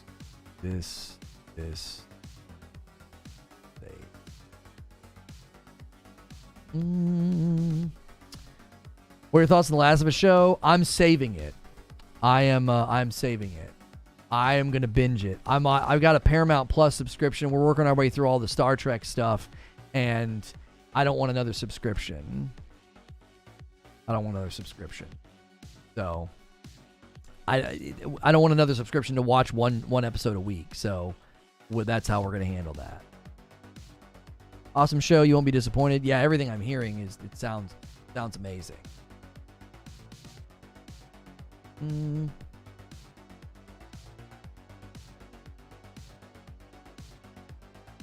Okay. We broke our streak, but that's okay. I guess we could hit it in the Forspoken gameplay stream. We broke our streak. End of November, all the way to December, all the way to January. We hit this every day. We've lost our streak, so we're going to have to start over. We'll start over a new streak and see how long we can run it, probably starting in February. We'll also have to set our sights on hitting the next Star Wars watch party goal, horror weekend goal with Madam. Like we played a horror game, we played Until Dawn, as well as the Just Dance. We'll probably have to kick all that to February, all right? We'll just take it on the chin the next 6 days, and we'll start over in Feb with sort of a new starting point, all right? I have a video for you. Hogwarts Legacy needs co-op. That's my argument, all right? I'm going to send you guys to this premiere, okay? I'm going to send you guys to this premiere. Then I'm going to hang out with members. Then I'm going to be back to play some Forspoken, all right? When is Hogwarts Legacy streaming? We'll be streaming that on like the 7th. But I have an upload that's hitting my Reforge Gaming channel right now arguing that it needs co-op, right? So, let's do this. All right. There is a link in chat. You can click that link to head to my Hogwarts Legacy Needs Co-op premiere. And I'm also going to redirect you guys over there right now as well. Again, if you're over there on the tick, you need to come to Reforge Gaming on YouTube. Thanks so much, guys, for watching. I'll either see you in the member stream after this premiere. I'll see you in the chat of the premiere. And then after that, I will see you guys in some Forspoken gameplay. Thanks so much for supporting the stream. Head over to the premiere. I'll see you there in the chat.